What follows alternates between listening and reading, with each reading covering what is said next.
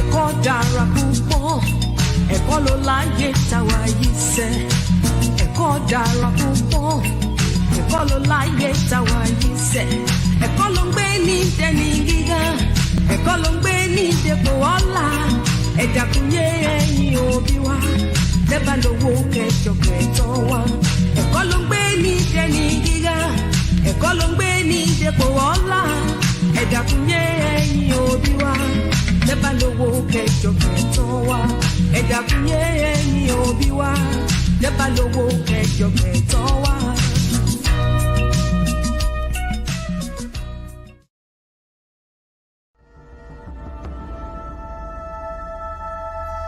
At the Okoli Law Group, we specialize in producing justice.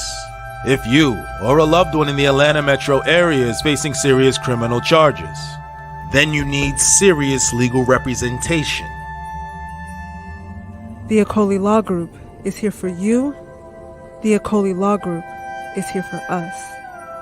The Okoli Law Group, serious legal representation.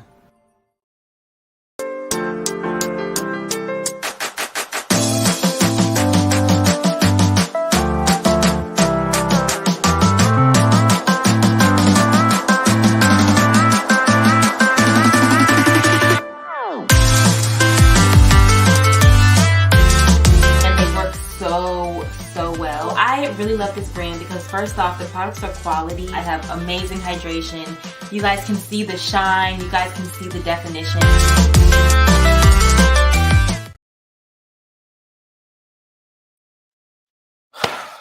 Peace, family. We are live again. Dynasty Mirror Search for Uhuru. Thank you all.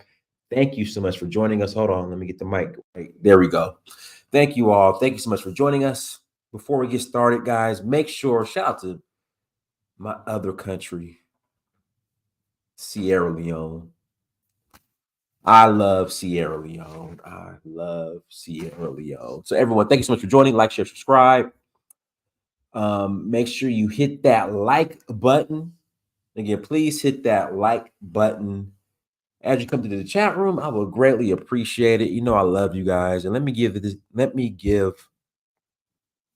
to give this disclaimer, okay? Before I get into the announcements. We're not going to agree on everything. We are not going to agree on everything, but that's okay. I am all about differing opinions, different, okay, whatever. Viewpoints. I'm all for it. Okay, I think it's important. You know, I don't like to live in this vacuum of you got to agree with everything Dynasts say, but let's be respectful. Again, let's be respectful. I'm all about diversity in thought. Put that over here. So yeah, let's jump into it. But before we differing, now, okay, right? I said differing first. Don't judge me. See, Frenchie, you speak the original Queen's English. See, we speak that broken, bastardized English here in America. So you guys speak the original OG Queen's English. So our English comes from y'all because, you know, the U.S. was a British colony at one time. Do they talk about that like in England, in the UK? Do they talk about the American Revolution? Do they speak on that at all? Do they speak on that at all? Do they speak on the American Revolution, like y'all point of view? But anyway, that's another show topic. They don't? Okay, yeah, because we beat that at, well, since I'm, by definition, I'm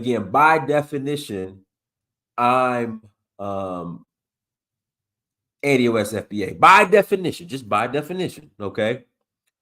So, and then, you know, we love to brag about how we fought in every war, including the American Revolution, you know, with our Paul Revere. The Redcoats are coming. So we kicked that ass.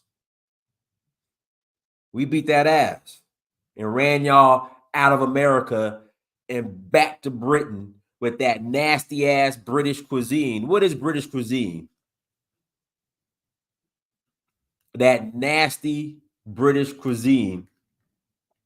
Was it crumpets and tea? And like what's British cuisine? Yeah. We sent that nasty ass shit back to the UK. So yeah. But yeah, anyways, guys, let me get to the announcements. Announcement number 1, we are rolling to Nigeria in less than a month. We are rolling to, that's what I'm saying. That Britain ain't got it's so from my understanding, I need to come to Britain. Yeah, burger, fish and chips. There we go. That's British cuisine. Fish and chips. From my understanding, like Indian restaurants, yeah, they do that nasty ass sausage on like toast with beans, like just nasty. Just nasty toast with arrow. That's your Obama phone. You can't see we in 1080p. Oh, American royalty. I'm not gonna forget about us. I'm not gonna forget. Yeah, I forgot what I was about to say. Yeah, the nasty sausage, not even sausage, it's like hot dogs, like little skinny hot dogs with beans and toast. Yeah, British cuisine is disgusting. Yeah, it's terrible.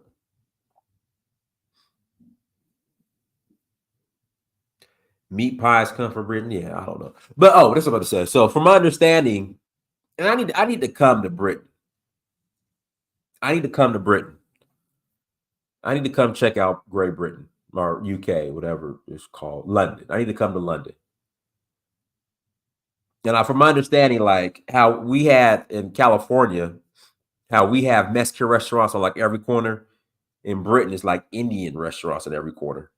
And then also, I saw this restaurant in Britain, in the London, called Zulu. Is it Zulu? I think it's called Zulu, something like that. So yeah, I got to get. So what I want to do, in fact, this is what I'm going to do. I should have did it on this trip, but I'm not. I'm gonna do it on the next time I come to Africa. I'm gonna lay over. Either it's gonna be London. It'll either be London, Paris, go back to Lisbon, or Amsterdam. I'm gonna lay over in Europe for like maybe 3 days in one of those cities. You know, towards it will be mid-October. Yeah, like mid-October. I don't think it'll be too cold. I'll just lay over and just explore it. Probably Britain, maybe. In fact, yeah, probably do Britain. UK. So, anyways, announcement: we are rolling to Nigeria. August 4th through the 13th. August 4th through the 13th. We are rolling to Nigeria for the Oshun Festival. Again, we're rolling to Nigeria for the Oshun Festival. If you're interested in joining us, please visit donfo.africa. If you want to roll August 4th to the 13th, please visit Donfo, DANFO.Africa. We will love to have you all. So please visit Donfo.Africa. And Frenchie, if you're in London, you can show me around maybe, if you're free. If you're free, Frenchie, you can show me around. Guys, hit that like button. Hit that like button right now. If you have not hit the like button, please hit the like button. So please visit Donfo, DANFO.Africa to learn more. We're also rolling to Benin Republic in January for the Oshun Festival. Again, we're rolling to Benin Republic in January for the Oshun Festival. Kofo, I wanna go to Anambra and Enugu. Yeah, so I'll go to Igbo land.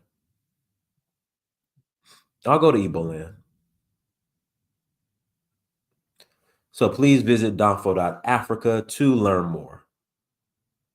I want to pull this clip up real quick. In fact, no, we'll jump right into it. Today's topic is it neo-colonialism, or is the problem Black sellout culture that's holding Africa back? In 2024, like, is it the white man? Because when you say neo-colonialism, just say the white man. Is the white man holding us back in Africa, in Black Africa, or is it our sellout leaders? Is it terrible African leadership? And the three men, they're on this thumbnail. Blaise Compaoré, if I butchered his name, I'm sorry. Mobutu, and Samuel Doe. Kala said it's neo-Negroism. And Samuel Doe. See, a lot of people will say, well, the CIA and the English and the French played a role in the coups of Thomas Sankara and Burkina Faso, the coup of which was Upper Volta, I believe. Was it Upper Volta? Upper Volta? Was that the previous name of was that? See, Black Beauty, it runs deep here in America too. Fred Hampton, who pulled the trigger? Malcolm X, who pulled the trigger?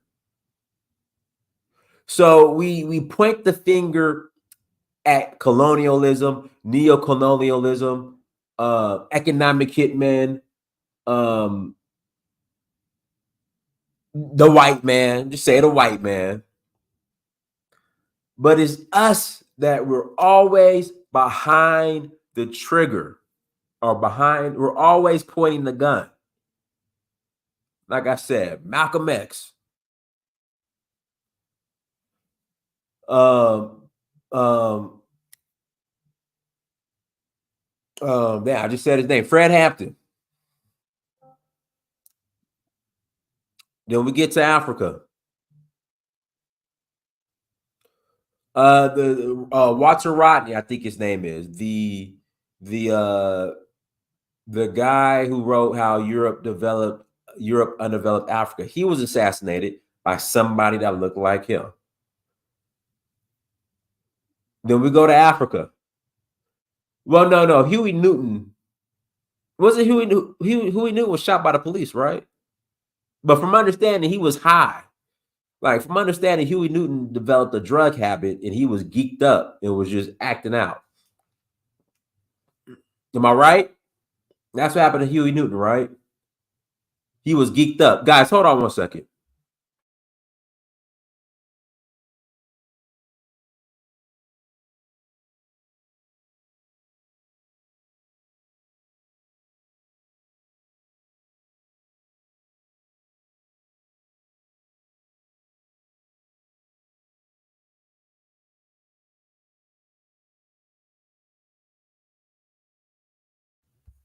Sorry about that, guys. That was a call from Senegal. Hold on, guys. Give me a second. Hamadou got a new phone. He wants me to text him to make sure it works. Okay, I'll text him. He was calling back to back, so I just had to pick up the call. Who? Yeah, that's what I'm saying. He was shot in a drug deal.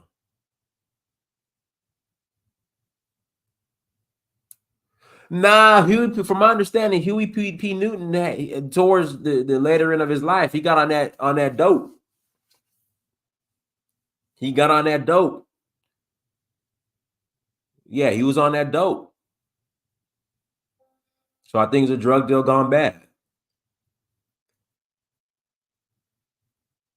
Right, Patrice Lumumba. That's another one. Khalid Abdul Muhammad. That's right, he was shot. There was an attempted assassination on his life. I forgot about that.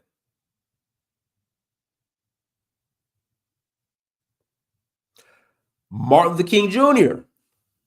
Now we know he was Martin Luther King Jr.'s mom was shot by a Black Hebrew Israelite during church service.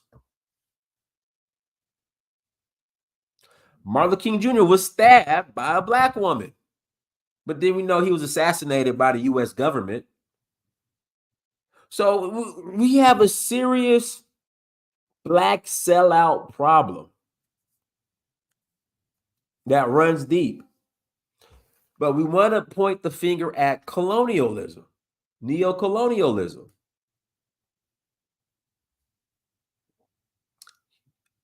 Huey P. Newton was a victim of the CIA MK Ultra. Yeah, Kagame betrayed Mobutu. Yeah, but Mobutu wasn't living right, man. I mean, Mobutu had that coming. I mean, he played a role in the assassination of Patrice Lumumba, so he had that coming. All right, guys, links in the chat room. If you want to call in and how to, add to the conversation.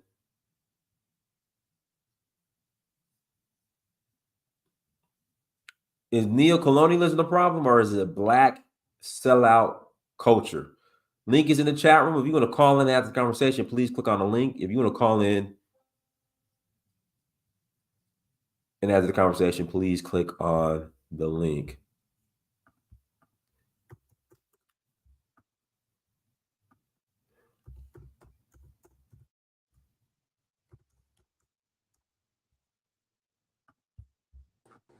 Go ahead.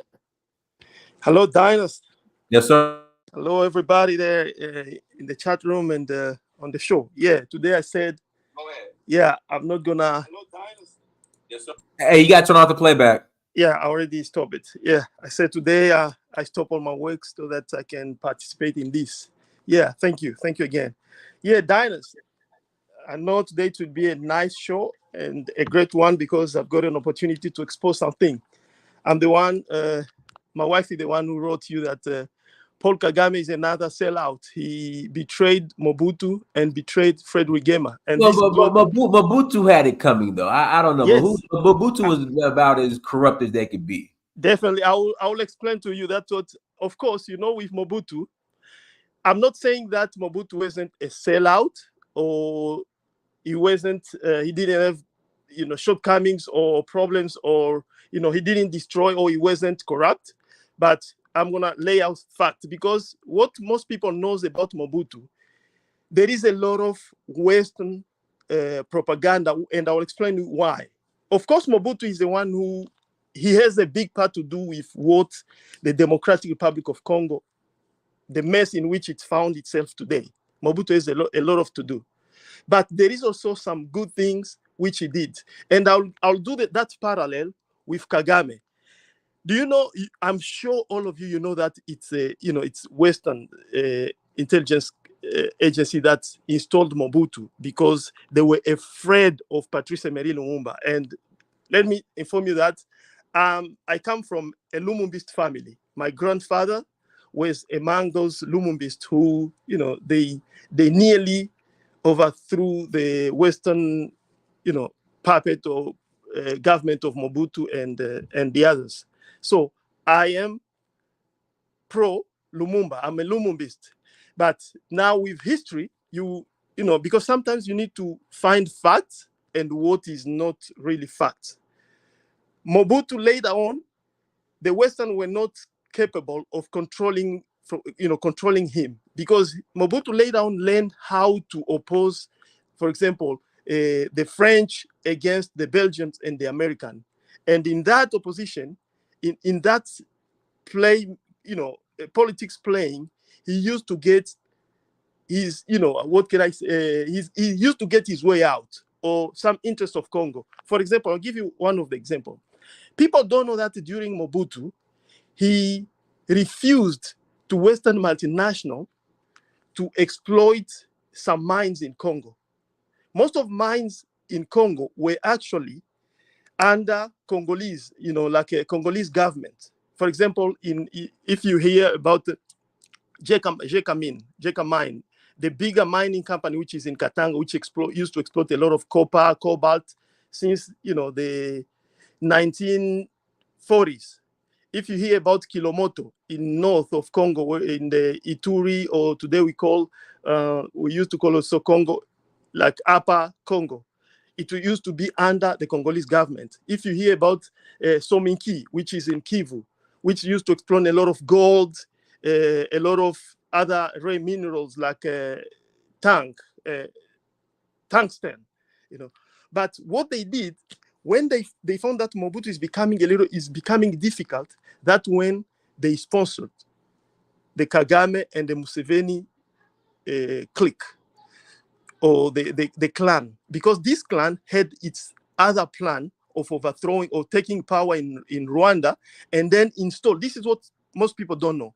Their final plan is to install a type of empire where their clansmen or their tribesmen, the so-called Tutsi, which is a subgroup of Nilotic ethnic of Africa, to dominate or to rule that part of Africa between Uganda, Rwanda, and eastern part of Congo. But it's not going to stop there. They have in their final plan to conquer also Tanzania and even up to Kenya. And whoever want to know about this, read a book written by a former diplomat, The Return of Mwami. In French is Le Retour du Mwami. Or you can read another book, Rwanda and the New Scramble for Africa, From Tragedy to Useful Imperial Fiction, written by Robin Philpott. You see? So how Kagame betrayed the guy who I told you, Fred Rwigema. Fred Rwigema was the original leader of today FPR, which a lot of people know is the party in power in Rwanda since, for 30 years already under Kagame. Rwigema was the leader of that party, of the party. But he was killed in the 90s, and a lot of today, what can I say, the deserter of Rwandan Patriotic Front, the army of Rwanda, those who came with Kagame in Uganda, they've now started giving out testimonies. And most of those testimonies point out that it's probable that Kagame is the one who assassinated Fred Rwigema. So as not to monopolize the whole conversation, I'll take a little bit of break so as to allow other people to speak. Okay, we'll go ahead, Commonwealth. Commonwealth, unmute yourself. Hello, Dynast. Good evening. Good evening to all. Hey, hello. You chuckle, Dynast. You chuckle. So, staying focused on topic, I guess my question is, if we are to discuss neo-colonialism, would not the Commonwealth be an extension of neo-colonialism, even though it's completely... Yes, it is. But keep in mind, it's a membership. You can leave or exit as well. Of course, there's going to be pushback. But if a country truly wants to let go and remove itself, quote unquote, from colonialism or neo-colonialism, would they not just completely remove themselves, including not speaking the language and also not being part of the Commonwealth? I say this, Dynast, because we live in a global society. We are knee-deep in globalization. There is just no possible way to completely practice full protectionist policies when everybody else is participating in globalization. So then it falls back on the leaders to find that appropriate balance where you are respecting history, you're respecting the indigenous people who are your people, and yet still continue on the path forward towards and within modernity. I think that is what's difficult, and it's very unique to Africa because Africa is the oldest, but yet Africa always has to think in the position of past, present, and future. It all exists as a continuum. That's the culture, the history, the government, which is administration, and of course, economics as well. So I don't, you do need to have leaders who have extended out, even of course, who have left the continent, but still at the same time, you're still being mindful of the current state of your people and your economy, because these are still very, very young economies. Colonialism, when we're thinking either the British or the French, the Dutch to a lesser extent with Africa, but mainly the British and the French, and of course, the Germans, Namibia, etc., Togo. Like, you cannot just completely disband yourself. We still need to trade, and you still have a large population of Africans in these countries, which is a larger diaspora. So where does that respectful balance lay? Because I just don't see it's possible. May I speak afterwards, Dinus? Ola, is that Ola? Oh, I just don't think it's No, possible. my name is Victoria. Yeah, no problem. Go. Yeah, no, of course, no problem. Wrapping up, I just don't see that it's completely possible to divest. I just do not. When we're looking at building economies, business, because first we do, like it was discussed yesterday, we do have to have a product, not just oil. Speaking of Nigeria, but we live in a knowledge-based society. We are completely digitized. And I remember like a few decades back, Nigeria was really at the forefront when it came to cell phones. Everybody has a cell phone. You could be, fetching water in the village. You have your cell phone.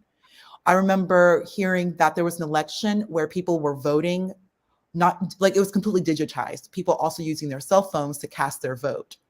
And of course, Nigeria, being who we are, Igbo Yoruba people, you have already a very techie society.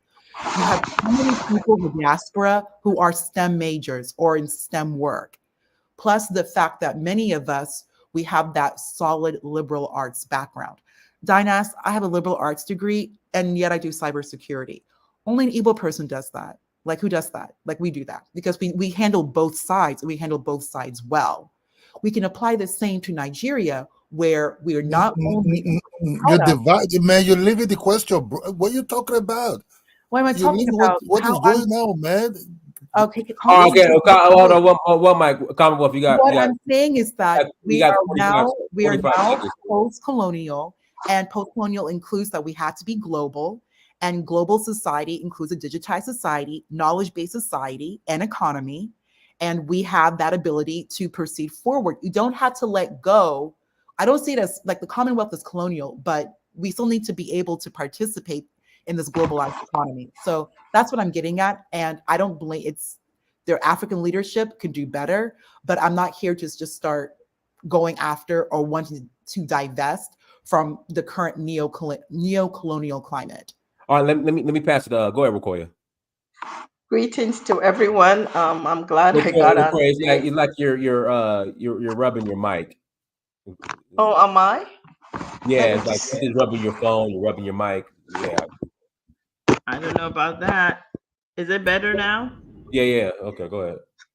Okay, so I just wanted to first of all acknowledge the panel. I've wanted to be on a few of the talks, haven't been able to. It's pretty late in Ghana, but nonetheless, let me talk about this topic about our leadership, and also the fact that neo-colonialism is something that is actually real.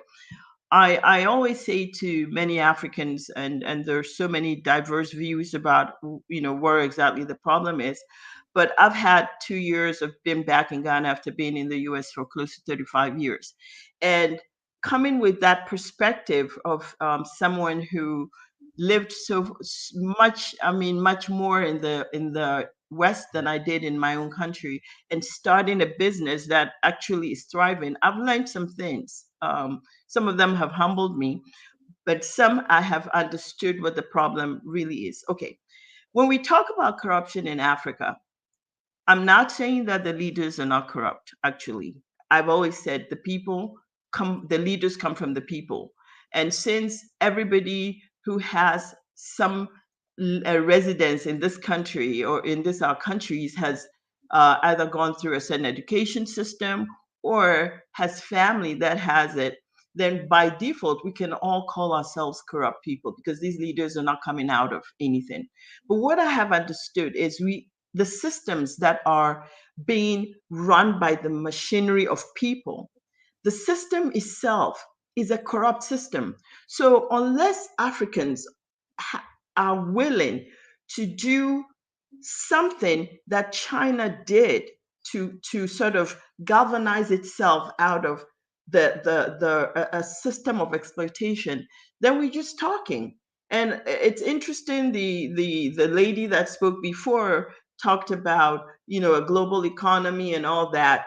That's wonderful. But if you're running on a system that is incapable of supporting a knowledge base or supporting an inward looking agenda, then I'm telling you, we're just going to keep promoting and promulgating systems that are built to support neo-colonialism. Let me give you an example. Okay, because of colonial infrastructure being built in our countries, which main purpose was one of extraction, the colonial system was to take things out of our country.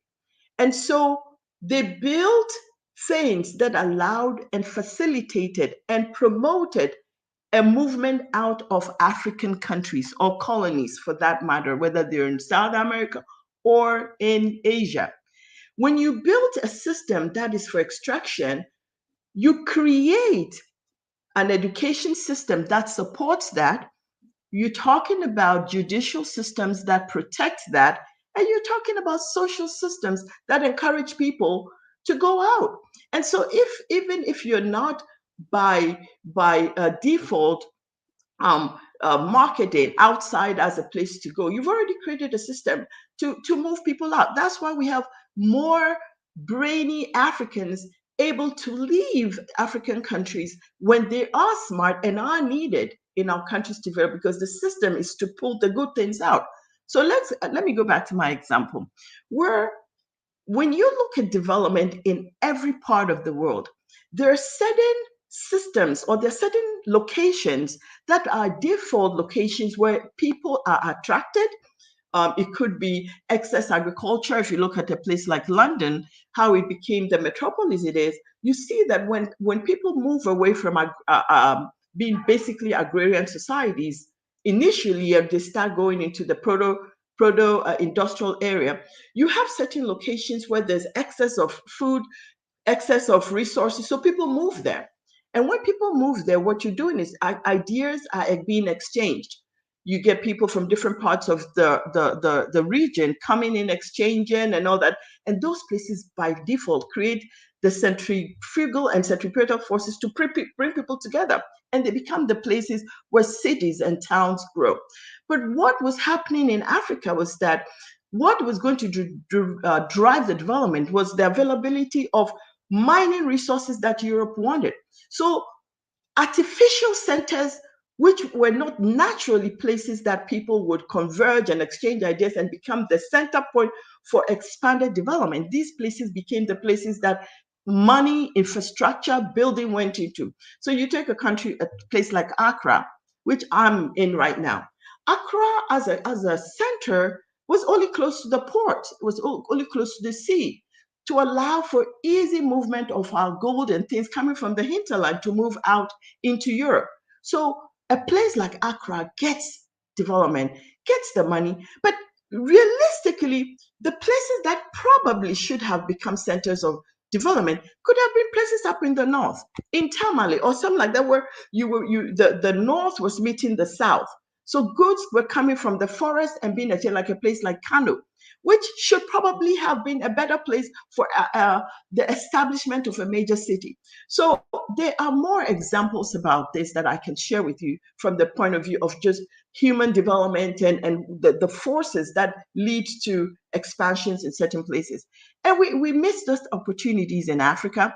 We created these centers where we are naturally moving things out of country. You look at the banking laws in Ghana, for example, it is so easy to make money in Ghana and live. In fact, the laws help and facilitate the movement of money out of the country. So why is it that our leaders are not able to take large sums of money out of these countries and move them? The colonialists were doing that. That was what sustained Europe. That and they were able to take out our resources and build. And the laws, until we change them, until we say, look, we got to have an inward-looking set of systems where we must keep the infrastructure here, we must keep the money here, we must keep the resources. I'm telling you, sir, we are just spinning our wheels. And on this, I'll land until I can come again. Thank you. All right, go ahead, Ola.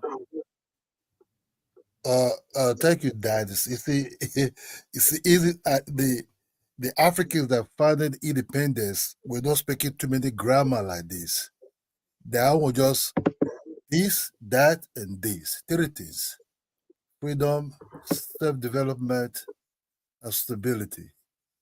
But the ones now, right from time of maybe late 70s or 80s, they have tasted the wrong chicken in the West. You see, if you went to school and you stay in the West for too long, you become even more corrupt in your brain.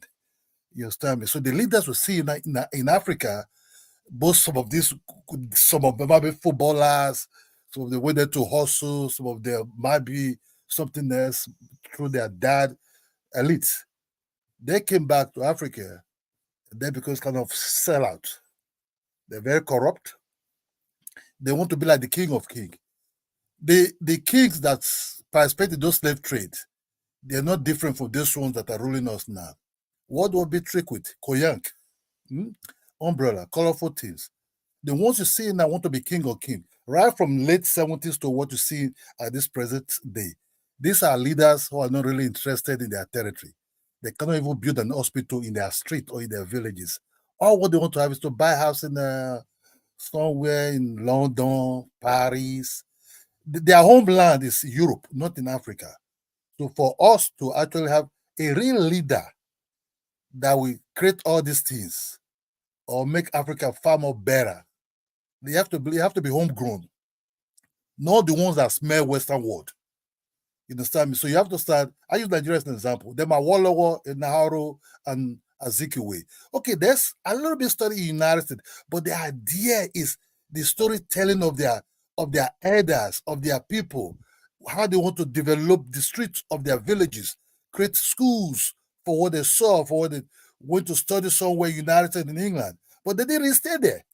They come back to their dad hut and everything, started doing things. The Julius Nyerere of Tanzania. You understand me? These people they were difficult to be influenced actually. But Mobutu was the first African leader that's heavily been influenced. And with the West people use him as an example, and they've already tested what called power to be king of king. You want to be king of king now. Down to the West African side who are very, very bad. Look at this Ghana man. Big English, speak with it seems like he learned how to use his voice, but nothing. Look at the one now in Nigeria. Something else. You understand me? All of them, nothing will change. But we also don't want these ones that in United States or London to come back and say, oh, we want to develop Africa. They're not going to do no shit. They want to be like the king of England, and they want to be like Nollywood stars in too many lies.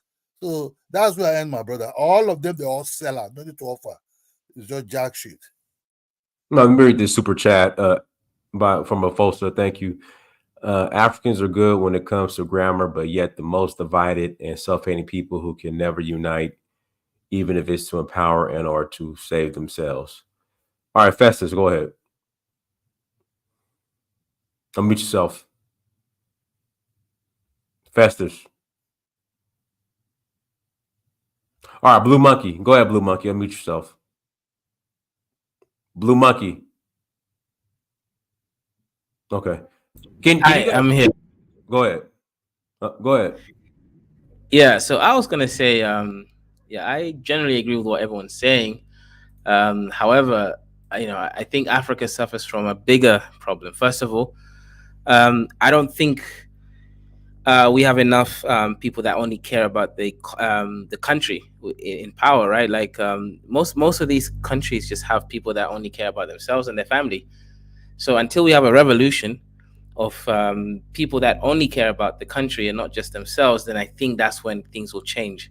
So for me, I believe in Pan-Africanism. I've been a staunch Pan-African for the last 10 years of my life, and I believe in Black power. So when we have people like the panelists over here in power, that's when we're going to see change.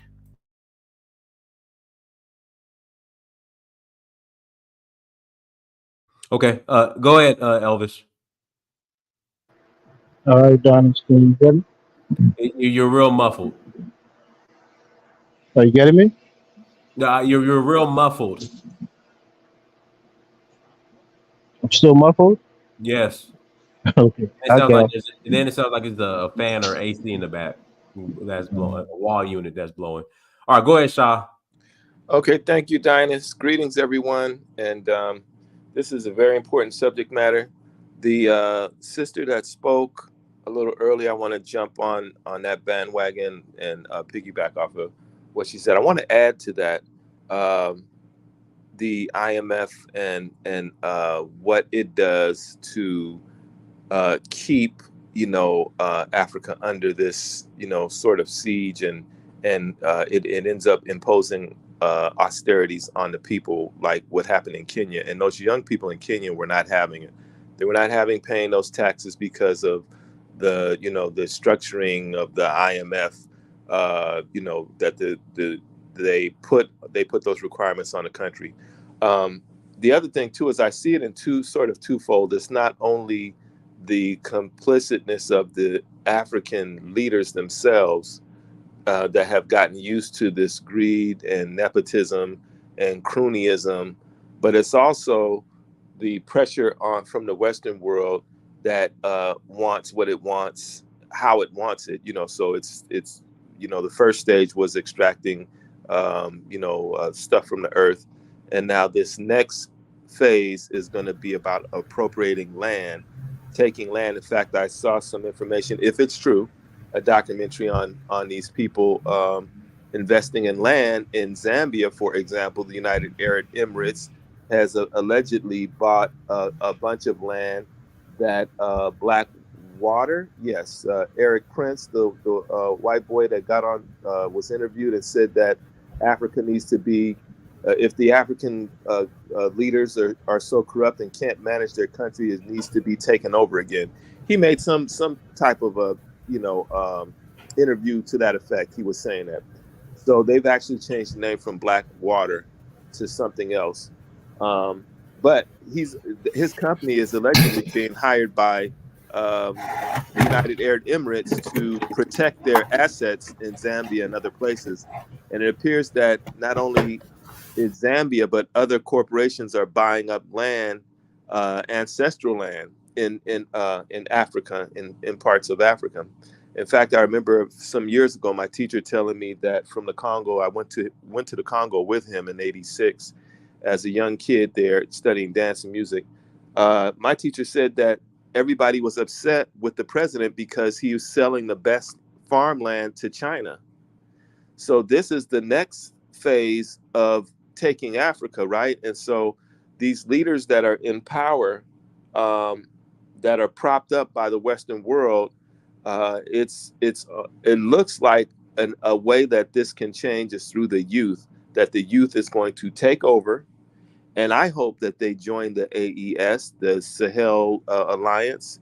I hope that other places in Africa join that alliance, and that the youth take over and push these people who are used to getting this money and these houses and cars and all over the place, and their families get put into the next positions. And it's Yeah. Can I respond to you, brother?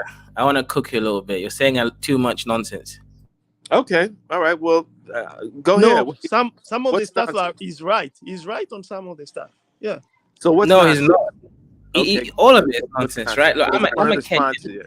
Go ahead. I'm a Kenyan in Kenya. These youth are a bunch of people that don't understand economics, right? We are in debt, $45 billion in debt.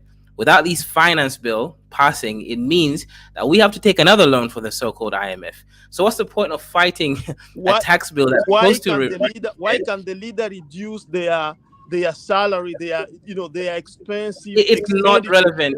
My brother, let me explain something. There's something called fiscal money, right? The money spent by the government is peanuts compared to how much money we actually need to raise to maintain the government. And that's the reality. These young people are out there, doing all these protests. But the reality is simple. Kenya is actually borrowing $1 billion as we speak in order to actually keep running. And you keep talking about IMF. No one forces IMF to give us money. We choose that money. So we need to be responsible. What would you do? If you didn't have that money, if you didn't have an avenue to borrow $1 billion, what would Kenya do? It would develop without it. Well, no, it wouldn't actually. That's the point, right? What would it do? Just die? It would just go. It wouldn't die. It wouldn't die, but it wouldn't develop. Let me explain something because I think you don't understand. What I'm saying though, it's not developed as it is planned to, with the roads and the rail lines. And I'm saying it would develop it would have to do something different, right? And that's what all of Africa would have to do. No, we wouldn't have anything to. Hang on, look, brother. All of you guys here live in the West. I actually live in Africa. But right? we go over to Africa. Hang on. You guys are talking about something that doesn't actually affect your lives. I'm an African in Africa, in Nairobi right now, right? And reality is this, right? The government took loans to build a SGR, standard gauge railway. That's great. It's helped a lot, right? They took the loans. It was over highway. My brother, you're talking over me too much before. Wait at least until I finish a little bit, then you can respond, right? The government took a lot of these loans to build Kenya. Kenya is one of the best countries in Africa right now. Better than Nigeria. We have 24-hour electricity. Better than all countries in Africa. Why? Because our leaders are doing the right thing. So these youth, sure, they feel, yeah, we're fighting, but no, they're doing nothing because they don't want to pay taxes. Taxes are necessary for countries to develop, right? You guys in America, in Europe, you pay a lot of taxes. Some countries in Europe, we have jobs to pay taxes. We have jobs here too, right? These taxes are for people that make money. I don't understand what that point is. That are unemployed, though. Sure, understand this, right? It's very basic logic. You don't pay taxes if you don't have the money. It's taxes because you make money, right? It's basic logic. We don't need to go down there, right? Taxes are good. They're necessary for countries to keep moving forward. Right now, you keep talking about how not over-taxation. Not over-taxation. Hang on, my brother. It's not over. We are actually under-taxed in Africa. Please look at the tax rates, right? Right now, Kenya is taking an IMF bill, another IMF loan of $1 billion. Because these youth kept protesting. That's a fact. Look, brother. Let me give you just one example. Can you compare the Kenya SGR to the Tanzanian SGR and look at the cost? Do you see how less Tanzanians spent for the SGR? What is SGR? What is the SGR? You have to give me the number. The standard. Give me the numbers. Give me the numbers. Fast train. Give me the numbers. What's the numbers? How much should Tanzania spend and how much should Kenya spend? Let me double check. The last time I checked, Kenyans were, the Kenyan one was so much expensive than what you have to give me numbers. I can give you a minute. I can quickly check. Right. You have to give me the numbers and also the length of it, right? That's what matters. Yes. How long is it and how much does it cost? My point is simple. Kenya is a successful country for a reason in Africa. And I'm not going to be one of these youths out here not understanding how economics work, right? We're out here talking about we're not going to be an IMF, slave. Yet we are because we had to borrow money because the youth refused to pay taxes. It is what it is, right? This is how countries are built by real. You had to take IMF loans because the youth refused to pay taxes. That's why you had to take an IMF loan. Yes, I'm talking about a new loan, not the previous ones, right? The government is taking on a new loan.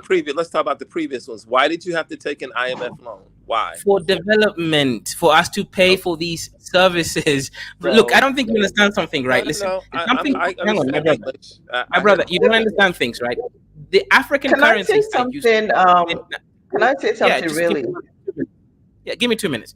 African currencies are useless in international trade. You need dollars, right? Dollars, right? In order to buy anything from anywhere in the world. Whether I'm trading with Tanzania, Uganda, Nigeria, I need dollars to trade with them. That's why we take these loans, because our own internal currencies are useless. So this whole, They're useless because we don't trust in our currencies. I mean, dollar is the international trade currency, then the euro, then the pound, and then the yen. Well, These are the only relevant currencies in the world. Every other currency is useless. No, that's not. well, you may have a point there, sir. And while I agree with in general what you're saying about we trying to in most African countries solicit funds to aid development because of the capital intensive nature of building, development. I have to say though that you have to agree that the expenditure, government expenditure in most African countries is way over the top. I mean, we really, that in addition to raising these funds outside to do, the governments must really look at, again, what I said, they must look at how are they governing and inflating the government budgets with all these agencies and all that. I mean, look at, I'm here in Ghana, so you're in Kenya. I'm sitting right here in Ghana too, where I'm looking at the same things. They come into power and they create jobs for the boys and cronies. So you will have hundreds of ministers, new agencies come up. These are huge budgetary stresses on our currency. And then there's the issue you're talking about, taxation. I don't know about Kenya because I haven't studied it and I don't want to speak on things I don't know. But in Ghana, it's only you collected taxes from only 35 to 45% of the population, because they are the easy ones to track in the formal economy, where we know that people are generating and producing in other ways, in informal ways, who are not in the tax bracket. So the people who actually pay the taxes are overtaxed. And with that, you can't really generate internal capital. So we must look at the systems holistically. It's not okay to say that the only way out, I think, is to collect funds, because these funds are not for free, even if they're from China. But we also must have good governance in our countries. We must look at what is essential. And what did I Ibrahim rest my Traore? case on that. What did Ibrahim Traore do? What he did was he took over the mine, over a mine, right? He's doing other things to get money because he refused an IMF loan. So did Niger refused. He hasn't done anything yet, right? No, we can't use an example. He's working it out though. We're watching to see his progress. So it's only been what, almost 2 years, right? So you can only use someone who actually has done something. You can't. Okay, but what I'm saying though is he's not taking IMF loans, right? And why? Because he's doing other things, and one of the things I think that he's doing is that he's going to take over the extractive industries. He's partnering with some company, with the one that he has now that is partially owned by the government, mostly owned by the government, and he created a refinery where they're refining gold for the first time in Burkina Faso. That's generating monies for the whole country, and there's other things that he's doing too, other than just that. So I'm saying that a lot of if Kenya and other places were to state-owned take over some of these mines and renegotiate deals like Senegal is doing. Senegal renegotiated a bunch of deals and got better deals. That's monies for the state. Yeah. So well, let me read these super chats, guys. Shout out to Ifosa Kezo. It is a small economy. I mean, I guess it means Kenya. For it may interest you to know that Kenya has a GDP of Lagos, just one state in Nigeria. Festus, Hurricane Beryl affected my area. Internet service is erratic. I've got the number of Kenya and Tanzania dynasty. So go ahead. Yes. The brother said, so Kenya spent 3 billion to just build a 472 kilometer SGR from Kisumu to Nairobi. And I'll show the brother from Kenya. I've been to Mombasa to Nairobi, not Kisumu, Mombasa to Nairobi. But Mombasa to Nairobi. Tanzania is going to be using 7.6 billion to build up to 1,600 kilometers from Dar es Salaam to Mwanza. You see? So let me help you. It's not only Kenya. Most of our African countries, I'm originally from Democratic Republic of Congo, and there it's even worse because these politicians, what they do, they overinflate projects. I remember there is, in the capital Kinshasa, they built during Kabila, they built like a 30-kilometer boulevard, like it's got kind of highway, 4-4. Man, the cost was supposed to be like the total cost was supposed to be like in the 20 million. But these guys, you know what? How much they use? They use over 100. They spend 100 million of US dollar on the project, which was supposed to only cost like 30 million. So, my brother, that's what most of our politicians, corrupt politicians, they do. They overinflate the price of projects, and the rest they share among themselves. So it's not only a Kenyan problem. In most African countries, they do. So some of the presidents who are conscious and they love their people, like the former President Magufuli, he was able to accomplish a lot of big things, to build big projects like the Julius Cambardine hydropower project for a less money, like for the cost which was supposed to be, to be spent. But if it was a bad leader or a leader who is really corrupt, he could multiply that cost by 2. That's what they do, and that's why when you say that these youth they don't know nothing, you are not telling all the truth. They are not ignorant. Most of those youth are, they've studied, they have degrees. Some of their parents work in offices of government, and they know the ins and outs. Okay, so let me correct something, right?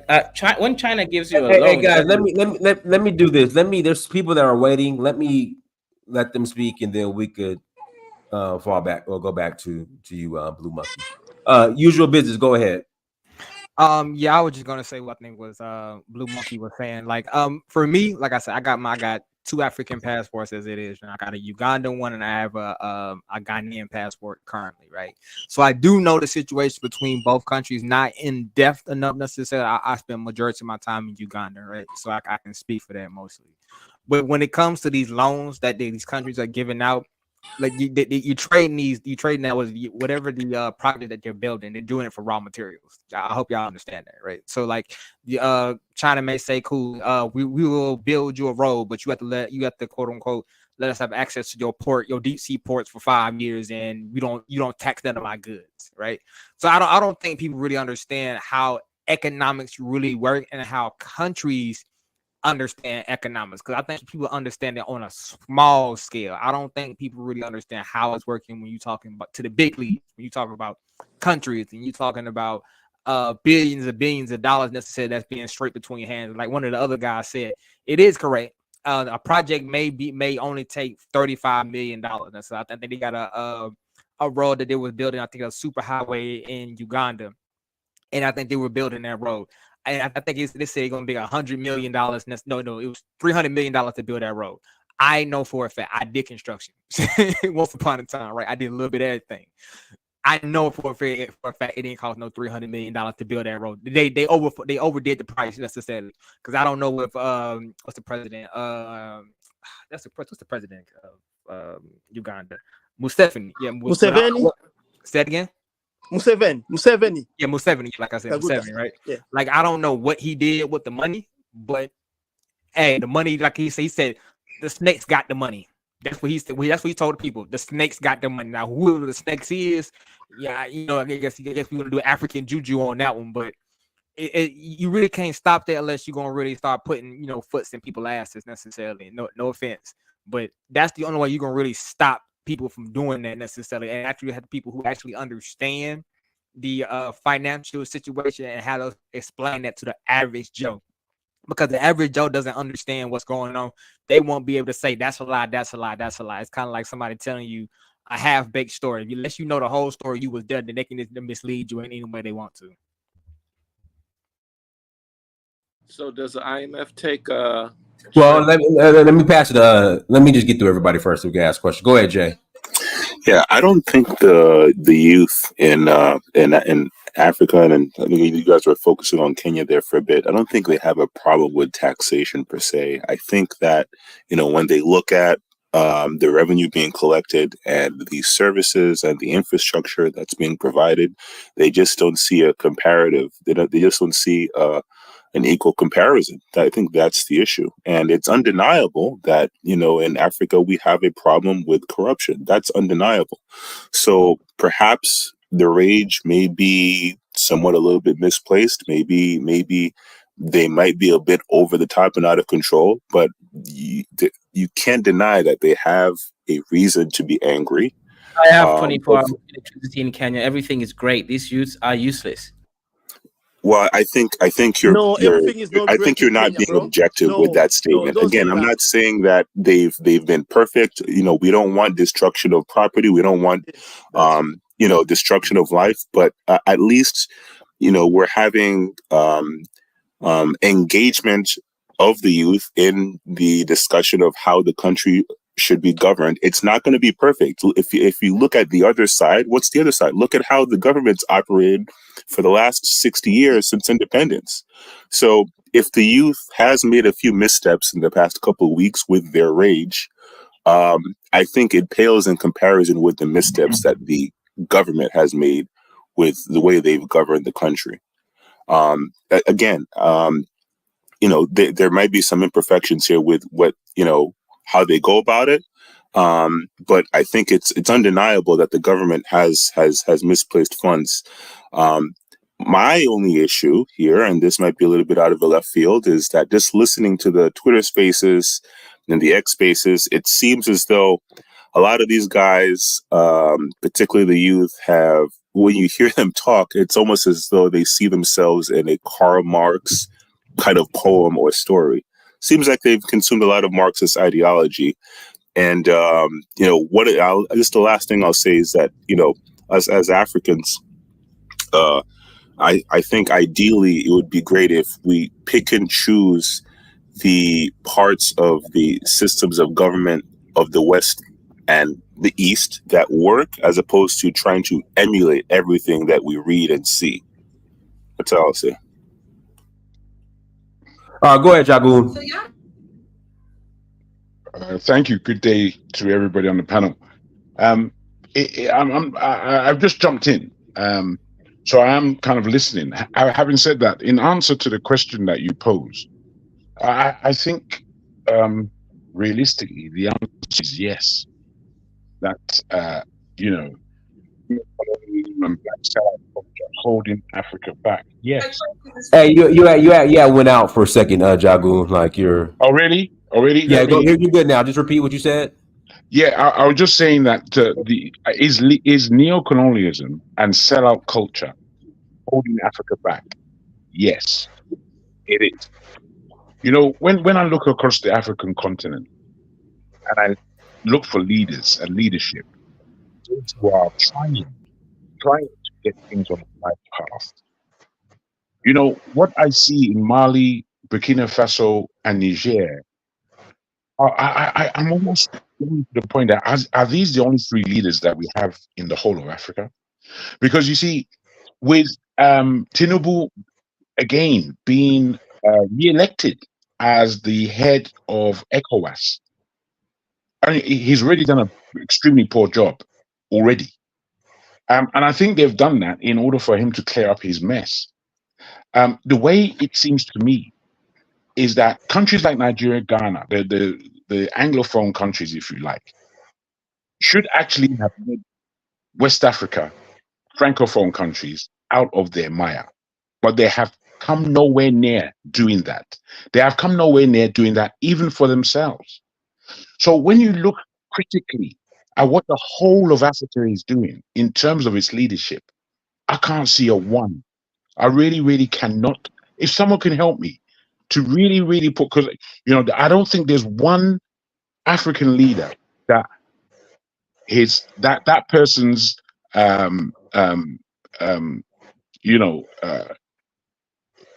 history in their role or history in politics, antecedents in their politics, hasn't come really to a point of breaking the neo-colonial hegemony, and far less have they come to meeting the needs of their people. So in looking at it critically, you know, we can speak all these political things and, you know, the GDP of this and this legislation and that, you know, but it all comes up to a crock of zero in the grand scheme of things as far as the people are concerned. I can tell you, in the UK, of the last 15 years, there has been at least 1 million Africans entering this nation, and the majority of them are entering through running away from their countries. Now, none of these people would run away from their countries if it was working. They just wouldn't. So I would really want us to be very critical about our leadership.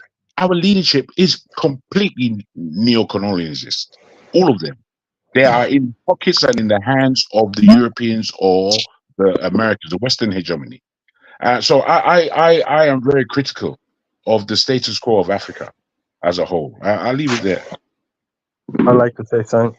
Go ahead. The Can I first, pass- and I'm gonna pass retiring to Africa. Then I'm gonna pass it to you. So this world is based on nations. I'm not big on the I forgot what you call that.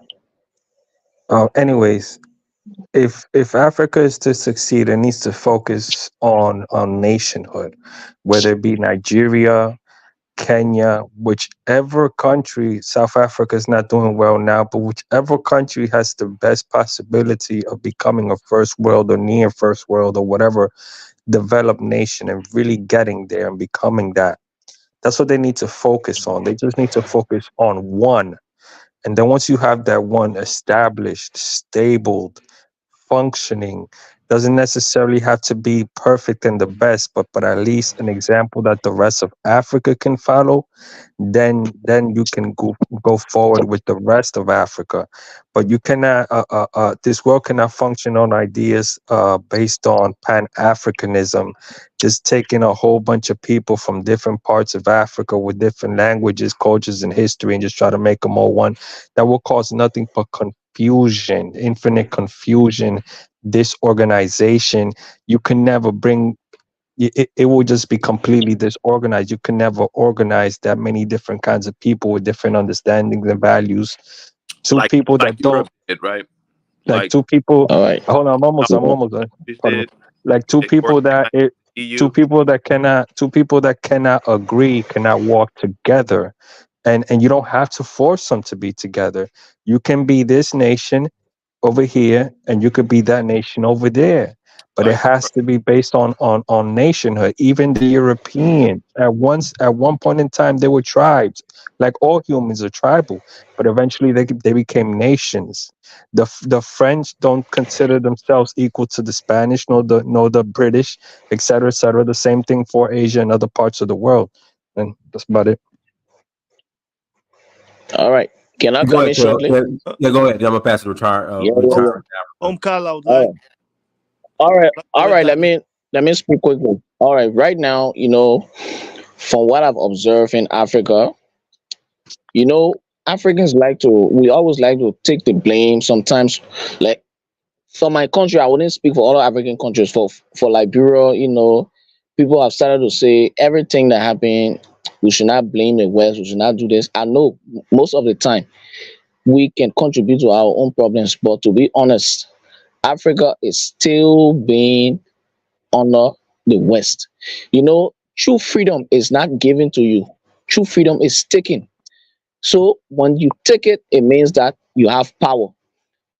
African countries gain their independence. African countries gain their independence by, even though they rise up, they protested and blah blah blah, but still it was the Europeans who came together again and say, okay, these people have gotten woke. So what we'll do is we'll allow them to have their own state. They will be ruling from there, and we'll be ruling them from afar. So neo-colonialism, like it or not, neo-colonialism is a major reason.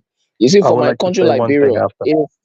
it is for my country Liberia, it is said within our history that Liberia was not colonized by the United States of America, but I will say Liberia was indirectly colonized by the United States of America, because even Charles Taylor once said that any leader who don't listen to the call of Washington he should get ready for problem. So Liberia is indirectly suffering from neo-colonialism along with other African countries. I would like What to does say that one mean? thing I forgot to mention. No. It's going to retiring to Africa because she's been waiting. Okay. Thank you. Yes, my question to the Kenyan presenter. Does he think IMF is the only source of funds for Kenya? Africa has everything it needs to raise funds. But we all say we don't know how to. Our leaders say we don't know how to. They believe that the West has the know-how to come and use our resources and do stuff for us. So they keep coming, they keep coming. But then they're giving all these conditions to say, okay, you need this, you need that, draft it this way, draft it that way, do this. And but we have everything, we are sitting on everything. The West is getting it from us. That's where their money is coming from. They're getting it from us. Otherwise, they wouldn't be coming. So how can we all, the whole continent, just sit and say, oh, IMF, IMF? Why not go to other sources then to go and get this money? You know? And then it was the Kenyan, I don't know whether he's a minister or what, in the parliament, who recently said, we don't follow the constitution to begin with. Secondly, when all this money comes, it goes into their pockets. The companies that they form to do all these contracts are colluded between those guys and the funders. So how does the Gen Z benefit? Why wouldn't they protest against things that exclude them? That's my question. And I that is think happening in almost every single African country. It's I, not just Kenya. When you listen to what's going on in Kenya, it's exactly what's going on in your own country. And you start thinking, do these leaders actually, maybe these leaders actually are united in what they do. That's why it's the same, and we can't beat them. Yeah, I think actually, we're confusing geopolitics with neo-colonialism because the same thing that some of the African countries are suffering, every country in the world suffers. The United States in Cuba, United States in Iraq, United States in Afghanistan, every single country, United States and China with sanctions, United States, and not just US, but basically you get the point. That is geopolitics. Now, after the colonists left, there may have still been effects of colonialism, like the transferring of powers, transferring of the economies, whether they used whatever it is that they were benefiting off of in the colonies, it may not have directly immediately transitioned to the Africans, or they may not have had the know-how of how to deal with that, like the French leaving For 60 years, 60 years, what no know-how. are you talking about? and after and hold on and How has now Burkina Faso done it in 2 in years? the Where did Sahel they get the know-how? in the Sahel states, like for example, this is the key difference as to why this is more geopolitics. Yeah. If it was colonialism, France would not have needed a pretext to invade Burkina Faso. But because it is geopolitics, France had to play the game just the same way that Traore did and could not just say, hey, you know what? We don't want you to be doing that. We're just going to go in and invade you. But Traore has known how to play the geopolitics game well. He has survived the coups and the attempts against him in his country, and he has done 100% You geopolitical can moves, you can call it whatever you and want. even a lot, and All it does is even change teamed the up with tactic. Russia. They Even change teamed up the with Russia. tactic. They change But the tactic, and it comes with a different term, but the goal is the same. so Uh, here's an observation though. When you Sorry, look why at, do you use the word invade? uh, You said they yeah, invaded Jagun, France. France didn't I'm invade. What are you I'm talking about? I'm in the middle of a talk point, so I want to hear what you have to say about what I'm saying, though, Jagun. I was saying, uh, one of the things that kind of puzzles me, and this is just because my lack of knowledge, is why. What does it take for Kenya or Nigeria? Nigeria is a different. I probably shouldn't use that as an example because they're closer to industrializing on another level. But what does it take to be able to create to have a steel mill so that you can make railroad tracks? What does it take to make a machine, or at least if you're gonna buy the machine that lays those concrete tie things, You know, they have a machine that does that, right? So a Take lot of the stuff money. is It's a mechanized. simple thing. Right. You guys No, keep no, talking no, around. no. Wait, Right? listen to my You point, though. need Listen to my point. American. Wait Hang a on. minute. You Wait asked a the minute. question. Excuse me. You need Excuse me. American dollars Excuse to me, buy sir. an industry. Okay, you want to talk? Go ahead. You talk. Because I'm Yeah, talking. No, I bro, can't. I can't finish even hear finish you. your sentence, bro. We're listening, Right. I please. can't even hear you if I'm. If Terrible, yeah. terrible you asking behavior. So irrelevant let question. me land. Let me land. I don't want to hog the space. Let me land and say this. It takes money, but also there are people that are engineers that can make things. Like they make things for Europeans. Africans are in Europe. I mean, in Europe and America that are making these equipment. So what do we have to do to get to the place where we can make a machine that will lay Takes those money. ties? What do we have to I've asked do you a question. in order to get Money. the iron ore that's already leaving, probably leaving, right? We should be good with extractive industries because that's what's been happening for the last, 80, Burkina 90 Faso. years. So I'm just saying that's part of it. And the other part You're of it asking a too is question. renegotiating bad deals that have been made, and who owns the mines. This is Ibrahim the ultimate. What Ibrahim Robert Traore. Mugabe did.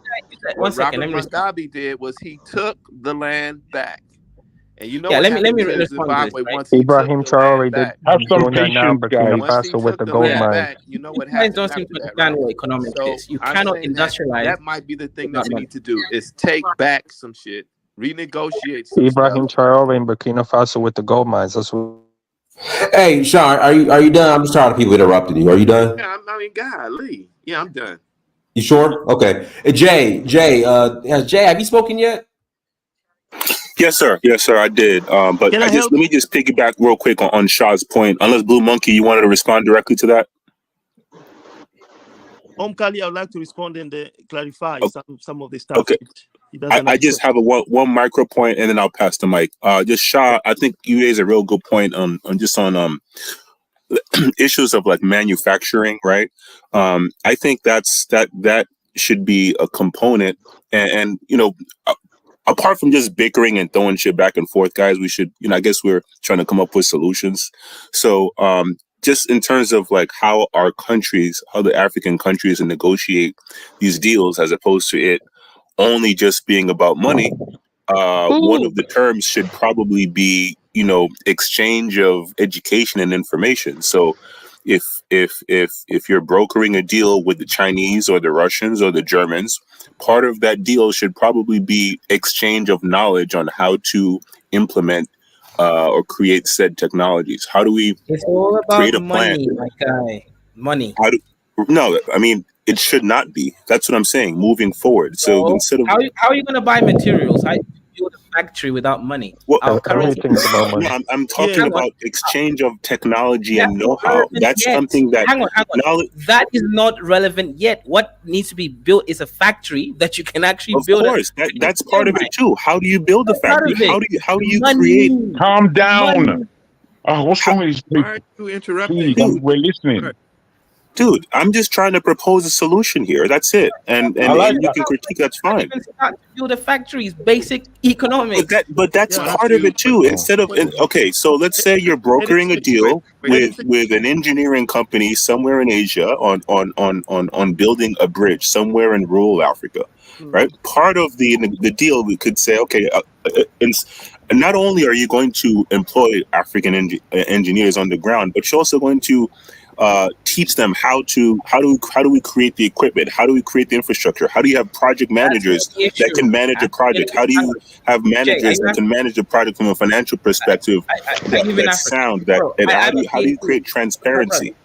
Dynas, whenever you have a moment, may I respond whenever you're ready? Yeah. So I think my point's been made. Well, let Jay, Blue Let me Monkey. respond and I'll leave. Okay. Let me respond and I'll leave. Jay, are you finished?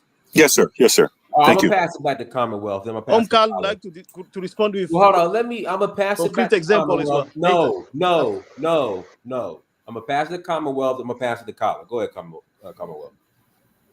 Right, thank you. Just to address what has been discussed the past few minutes, I can basically sum it up in one clear solution, what some people have been asking for, and that is a respect for contract, to honor contract.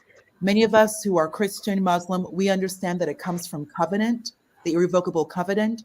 But when we're looking at ethics in government administration, nation building, etc., there must be a respect for contract. In other words, you are going to do what you say. You will follow up.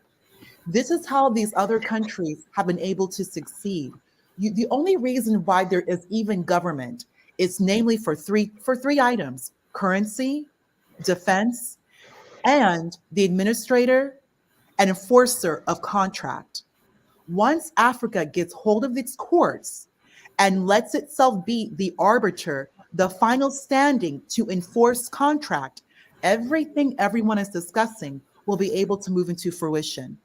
The biggest issue that we have right now in Africa is corruption. And you have that corruption because there is no enforcement of contract.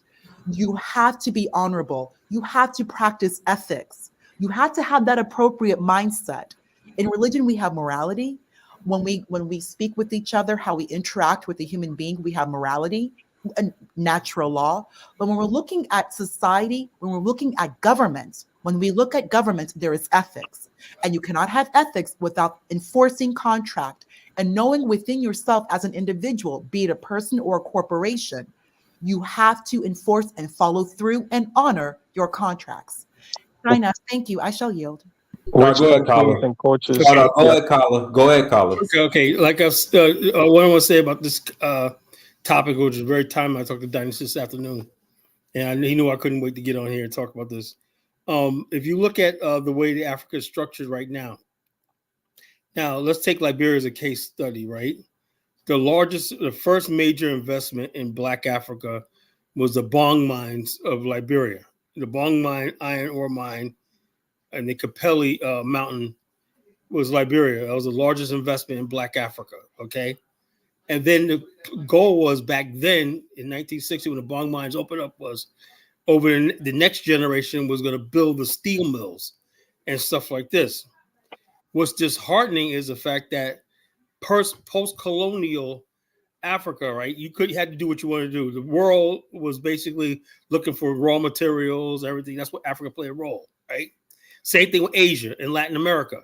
In Latin America, they had to rely on fruit because that's what they call them, banana republics.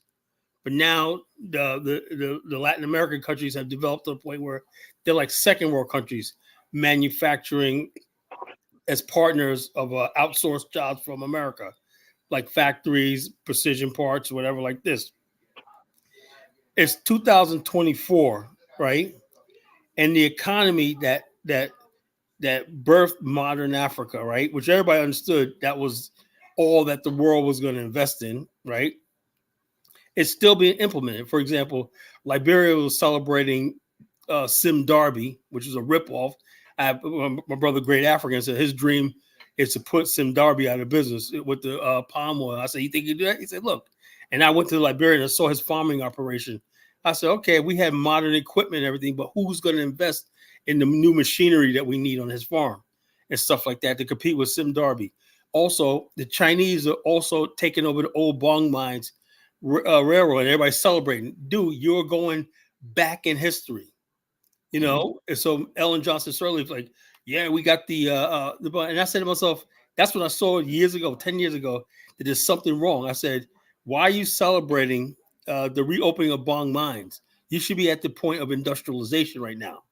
And then all throughout the African continent, instead of basically talking about if we got lithium, that's believed. How come we don't talk about manufacturing batteries and stuff like that, building the cars and stuff like that around the lithium we have, like South Africa did back in the 60s. South Africa created a multiplier effect. It had platinum, and then guess what? It had products, manufacturing products built around the raw materials that they found in the earth. So they have economy. They had investments. They have a stock exchange. They had all this stuff like that was a multiplier effect. You know, so people had the trust funds and everything. Africa has not done that. And not only that, it's foreign companies that own these mines and everything. So Africa is like basically like so far behind the rest of the world. The first thing to do is, if you're going to do extraction, at least extract it yourself and sell it. You know, that's the first thing. And then if you can't do that, then what's the point of doing anything? You know, you can't sit there. You're negotiating from a position of weakness. So But that's what I will say about that. So Kyle, everybody's that for going that. to the back. you know that Ajakuta Steel, that was a $1 billion steel company in 1979, completed in 1983. That didn't go through, not only because monies was not put to finish it. It was 90% finished. Yeah.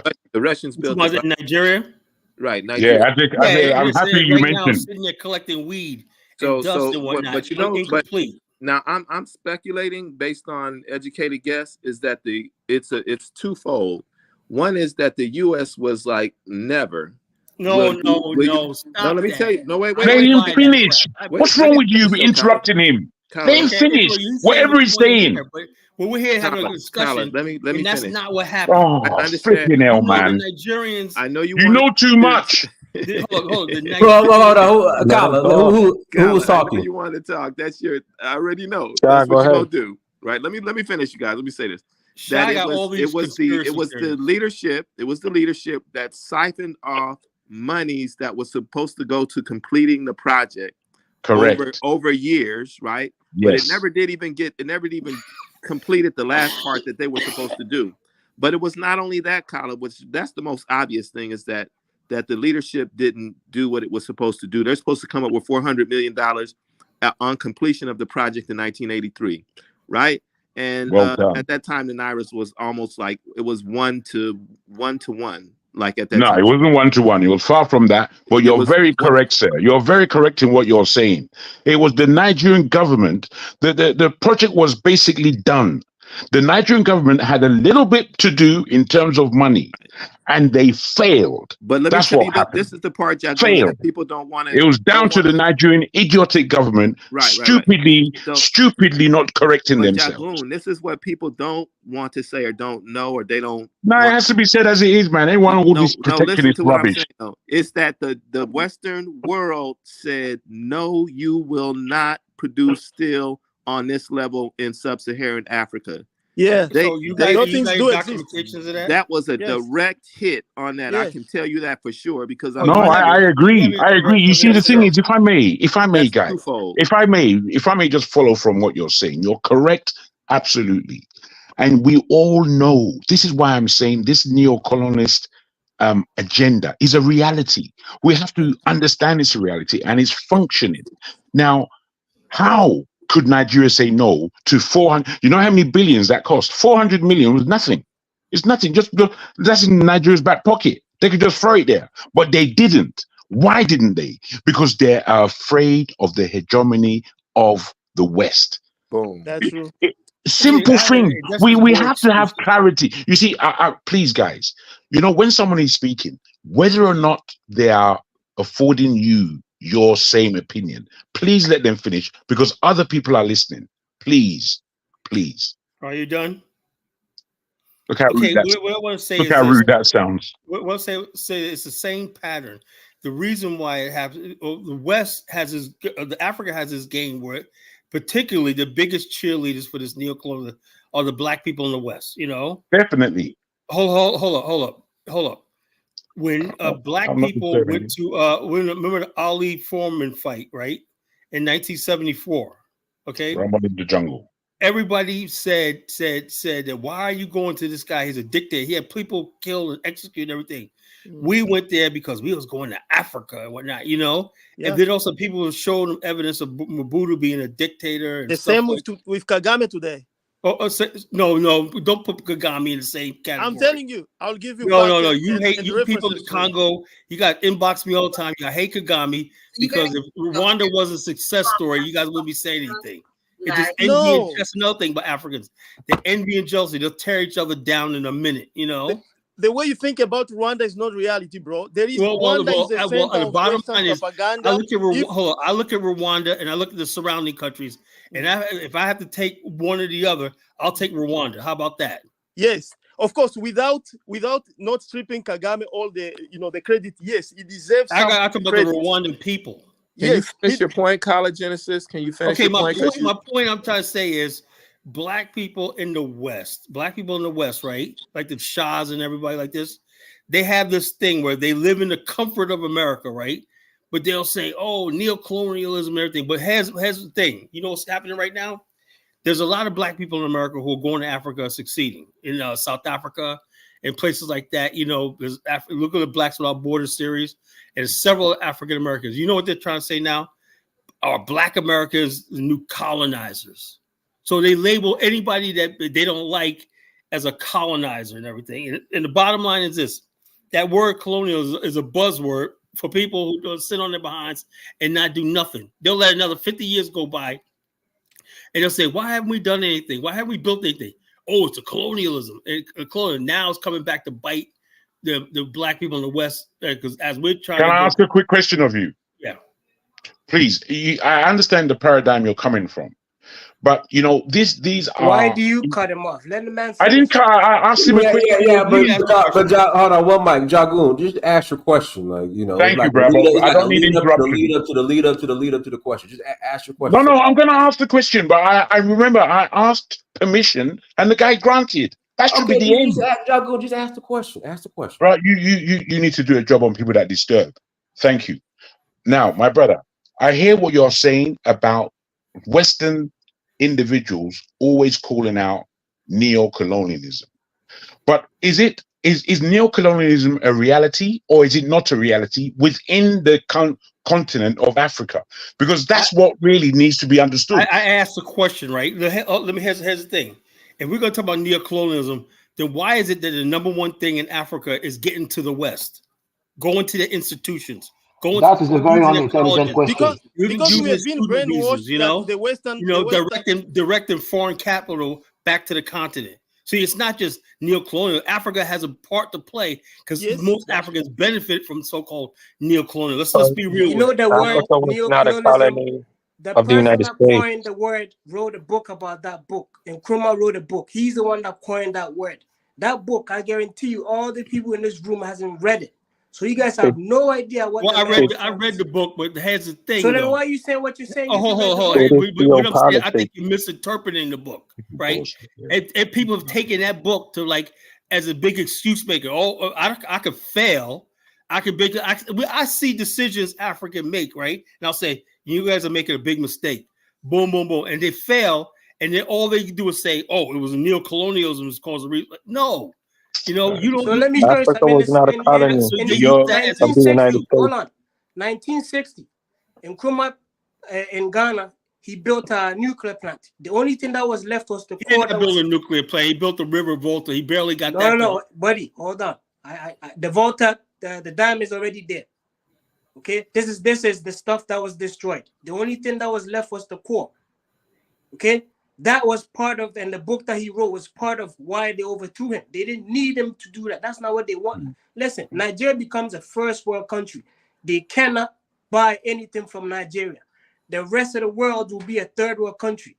Everything that supplies them to be a first world country comes from us. Your bottom line is we have exactly. In order for the West to work, they need neo-colonialism. In order for the West to be what it is today, let me ask you a question. Asians. Why the Asians were able to? We are not the Asians. Again, why they allow them? They allow them somehow to develop. We need to understand. They allow. See what you talk about? They allow. Oh God, they allow. I just got it. Give me a couple minutes, and I'll leave you guys to talk. Do you remember what you guys are talking about? On the African slide? is even the Asian. I don't know in your mind whichever one is the lowest Asian. That lowest Asian amongst the Asians think they're better than us. The rest of the world thinks they're better than us. Yes. We have also accepted that. Hold on, give me 1 sec. I know you're going. This is the conscience of the world. The whole world believes they're better than the African. The African basically could build himself up to the point where he's useful. Like if you read Marcus Garvey, right? If you guys became real Garvey, how many of us are reading Africans? You wouldn't care what the rest of the world thinks because you be building your glory in your own country instead of sitting in there in Genesis. Can I ask you a question? You think the white man's Why is Black America still stagnant? Color Genesis. Why How are is we Black stagnant? America We got stagnant? hold up. We got billionaires in Black America. What are you talking about? How many billionaires do you have? We have a bunch of billionaires, Yeah, and they even Name make it them. right here in America. even They And Africa what are right they? here. And where did they get that money from? Hala, that's So not it doesn't true. matter where you get the But Hala, money. that's that's not a not true. measure Robert of Hala, our Schultz that's made not wealth. $12 true. billion. When What 50 are you million talking of us, about? most of the 50 Hala, million of us are in a situation that is not so And I prosperous. have a business. You know, I'm a Hala, business person. yes, 65% How of many all Black businesses? Hold on, people hold on. in the How many United businesses States do Bottom those is, make Black you less want billionaires to than put create it for back Black to Black Americans? America. $37,000. How Sellout, you many want to businesses do these put it back Black to $65% Black American America. of billionaires all create for But Black Black people Americans? I could in the play a video United for you. States Top 20 make black less businesses in than why are we America. pointing We fingers? look $37,000 at per billion dollar year. That's not a companies. question, Black man. America has billion dollar 65% companies of here all in Black America. people in the United States make less than $37,000 Yeah, but that's per still year. more than But here's another question, How many? Caligenesis. How many? Of all Black What were those people numbers? in the Commonwealth. What United were those numbers? States Caligenesis. Guys, make hold on. less Guys, hold on. than Guys, hold on. Caligenesis. $37,000 Hold on. per year. Caligenesis. How many jobs or industry are these Black American billionaires creating for the Black community? It doesn't matter. That's not their job to What do you create What jobs do you in Black mean it's not their America. business? Man, That get is away their from job here. to create wealth. How many? That's the equivalent If of you guys you saying hold how up, Africa you should guys build like itself and when the community should you guys provide have for a itself. problem. You don't like criticism or honest criticism. You go, no, oh, what no, about we Black accept. America? You Yeah. guys are separate. You guys are actual Black countries. America should be the one heading us. Hold on. Black There's no such America should thing be. as there's no Please, such guys. thing as Black Black America. America is not a country. We're not a country. Yeah. All right. Exactly. Then let me help, brother. I don't know why Caligenesis. we like to point Well, hold fingers at on, each hold other. on. Let me pass it to Cosmic Chaos has been waiting. Go ahead, Cosmic. Go meet yourself. Okay. Just to answer the question you asked, right? In every oppressor or in any oppression, there are usually people from that oppressor's race or that sides with the oppressor. If you guys get what I'm trying to say, that's just everywhere. So you guys have to understand that in order for the West to be what it is, it needs people within our own community who abide by their own ideology. Yeah. You get what I'm saying? So without neo-colonialism, the West cannot work. So the people we should be blaming, because if I'm also being honest, even with this neo-colonialism, right, the amount of money that still remains after the Europeans take what they want to take, there's still enough left for these leaders of Africa to build Africa. There's still enough left for them to do the right things to build the industry and the factory.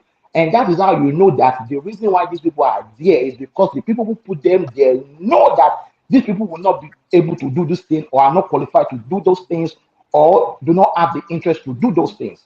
Because if you put the people who have the ideas in that position of power, neo-colonialism is not going to exist. And that's what happened to Nkrumah, and that's what happened to other great leaders, because they had the idea. The Europeans like, no, we don't But want part to. of neo-colonialism is also is white supremacy, which also deals with indoctrination of the elite Self-hatred. class or the That sounds cool like a class. typical American Negro. And don't also forget, let me finish. No, let me finish. Let me finish. Goes And from everything like that. As Oxford, long as they got people Stanford, like this and defending the them, and when the Africans never Serious get question. Serious question. Let me turns finish. Hold on. Africa Let me Then finish. Well, Mike, let Cosmic. Are you done, Cosmic? No, I have one Okay, more go ahead, point. Cosmic. Don't interrupt Cosmic. Go ahead, Cosmic. Now, I've been reading UNESCO History of Africa, Volume 8.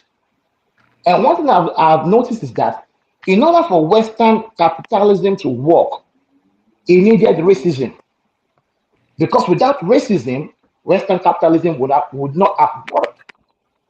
So in order for us as Africans to get over this thing, we need to attack the real head of the snake, like I keep saying. And the head of the snake is England. Because it does let not me ask matter you if a you fight. question. Hold on, let me finish. If you ask the average African, he said they'll tell you there's no such thing as racism. When they get to America, they tell you there's no such thing. But when it comes to their country, oh, racism, white supremacy, neo-colonialism. No, you're generalizing, my friend. You're generalizing. Okay. My friend, you're generalizing, which makes you instantly wrong with the way you put. know that's what I'm talking about. I don't see enough pushback. No. Can I come in? Can I? Well, no. Actually, we got most of the wealth. Kala, let me pass it to Sekou. Go ahead, Sekou. Okay, peace and blessing to but everyone. that's Sekou. Yeah, brother, I greet you. And So let's to the questions, because when I come in, I was reading the topic. So it said neo-colonialism or black sellout. I think both of these things we need to look at them, because there are several contexts to the failure of African states. For those who are denying neo-colonialism, I think you don't you don't know the IMF policy. You need to read the World Bank and the assassination of African patriots, because Yes. every Singapore continent. took an IMF Let loan. him What happened with finish. So that? let me finish. Let him Let me tell us. finish, Carla. When you were talking, I came in. I was Yeah, man, respectful and don't silent. speak, bro.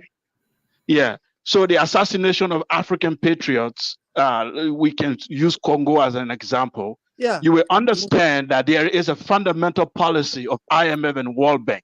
When African states came out of independence, they needed money to start industries and all these things to start up their country. What was the policy? Go read it. The policy was you are supposed to be producing cash crops. And these cash crops were for European industry, cocoa, coffee. And Africans don't eat these cash crops. It's They need a right in the right. book I'm reading right now. What you just said right now is in the book I'm But reading you Yes. right don't now. have to take out. You don't have Africans. to take So out that if you long go though. to the World Bank and you say, I need $50 million loan, they say, for what? I want to build an industry. And no, there's no money. I want to build cocoa farm to supply the industry in France. They gave you the money, the condition attached. Then that's why Ivory Coast, Ghana, Nigeria, they started producing cocoa and coffee to supply the Western industry. The process continues. Africa is supposed to be producing raw materials to supply the industry. Now, if you deviate from that, there is a coup coming, Yes. there is assassination. Yes. We've seen it over and And over. that's what's That's the been context. designated to us. That's But what's you been don't have to. designated You to don't us. have Yeah. to take Hey, out So hey, that that's let, long But where I let, we said, let, go. let the man finish. Let him yeah, Yeah, hold finish. let on. me But I said, finish. cool. I think I've seen you at this guy before. What's it called? Saneka, right? You Yes, should. I'm always Oh there. man, you have knowledge, bro. I want to listen to you. You got real knowledge. Go Yeah. ahead. Yeah, well, you So got to let him talk. You got to let him let talk. Go ahead, Sekou. let's take the recent situation in Niger. Niger produces uranium. We all know what uranium does. And the people who were in power, like Bazoum, Yeah. he was giving this uranium to France at a Oh, very, yes. very ridiculous price. Yeah. And guess what? It is Nigeria that supply electricity to Niger. They don't even have a power plant. Then they are producing uranium, something that can be used Oh, hold to on. Let me build a ask you a very question, powerful, brother. powerful Let me ask you a plant. question. Now, when these people remove Bazoum Yeah. and they said they want to change the price of uranium, guess what? The entire Western world came after them. They instigated Nigeria president to wage a war to invade Niger. You Yes. need to Who is a understand. neo-colonialist? Who is Sanctions. a Yeah. neo-colonialist? Well, let me So ask you a I'm question. Let getting me ask you you. a question. I know. Let me just finish, Carla. I'm almost done. He's So I almost, Another want you to example is look. Congo, the deal almost between Congo and done. Zambia. They were trying He's to almost done. get the Yeah, mine I'm where they almost can done. do Let the guy the finish. electric battery. Let him But the finish. Yeah. US stopped them. The US just stopped them a few Why years is Yeah. it ago. So important for us to hear you? so Well, so go I ahead. Go Somebody's ahead, want us. Sekou. speaking. Yeah, I want us to elevate the conversation. Two things can be different and right at the same time. Elevation. The Thank black you. the Oh, black God. sellouts exist. We shouldn't say that doesn't exist. It has to be black and white to say there is no Absolutely. black sellout. It's only neo-colonialism. No, neo-colonialism is the reason we are having the leaders we are having. Then also we have an issue of sellouts in black society. That's a reality Well, we who need to elects deal these with. people, though? And that sellout among Yeah, black community Can is you, can very you, deep. can you answer? It is you it don't is have to our You take said they were long to sellouts. learn. Like, tribalism. Man, I'm Who's trying to electing hear them? the Who's guy. electing them? Goodness. Okay. Dennis, No, I don't want to hear you either. Go ahead, Sekou. Finish. Yeah, the tribalism among us, the infighting, the petty fighting among black people, our inability to be nationalist Yep. instead of being we mostly being tribal instead of nationalistic idea. Those things the Europeans have seen that weakness and they always use it to deal with us. Black people Yep. love infighting. They fight inside the house more than they fight outside. That has been a Mm-hmm. historical problem with us. So I'm Phenomenon. saying Can I ask my both things question? are right, are different, and right at the same time. That's what I'm saying. Which Sekou, is I called asked you a I question. would have passed the pie. Go ahead. Yeah, I don't know if you can hear me. We hear you.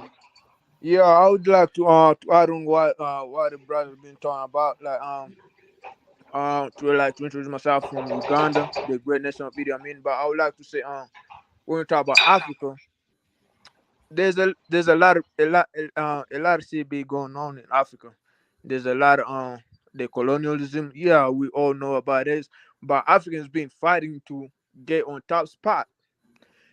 We talk about like a lot of nations in Africa. These nations like top 20 nations in Africa. They the one representing the black population on us right now. For example, like Nigeria. Nigeria is the only black nation that can stand up to the Asian, like China represent the most of Asians, like all these Japanese, Koreans, they get represented by China. All these Caucasian, they get represented by America. If we try to keep it real, No, European like Union. this, and Nigeria is the only nation that's representing the black nation. So you gotta understand and give respect where respect is due. There's no any type of black nation that come close to Nigeria in terms of anything. I'm not even Nigerian. I'm Ugandan. But if you talk about like where giving respect where respect is due, it's only Nigeria. It's the nation. I don't care like where you come from. Like there's is a lot of things been going in with Africa, like fighting all this.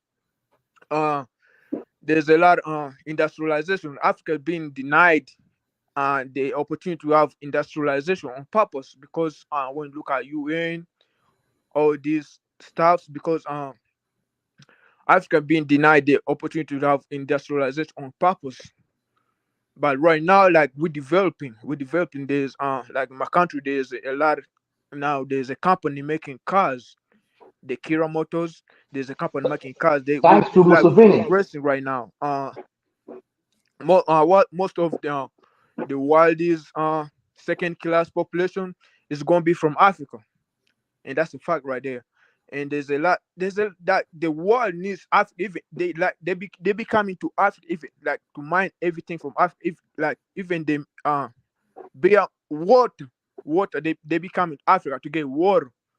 China's in Africa getting water, like mining water, not even any other type of resources like uranium on they're mining water, like just water, like drinking water. They need that. They're mining that in Africa. Even food, like they're trying to buy up farmlands so they can produce farm food for the population of China. US doing the same thing.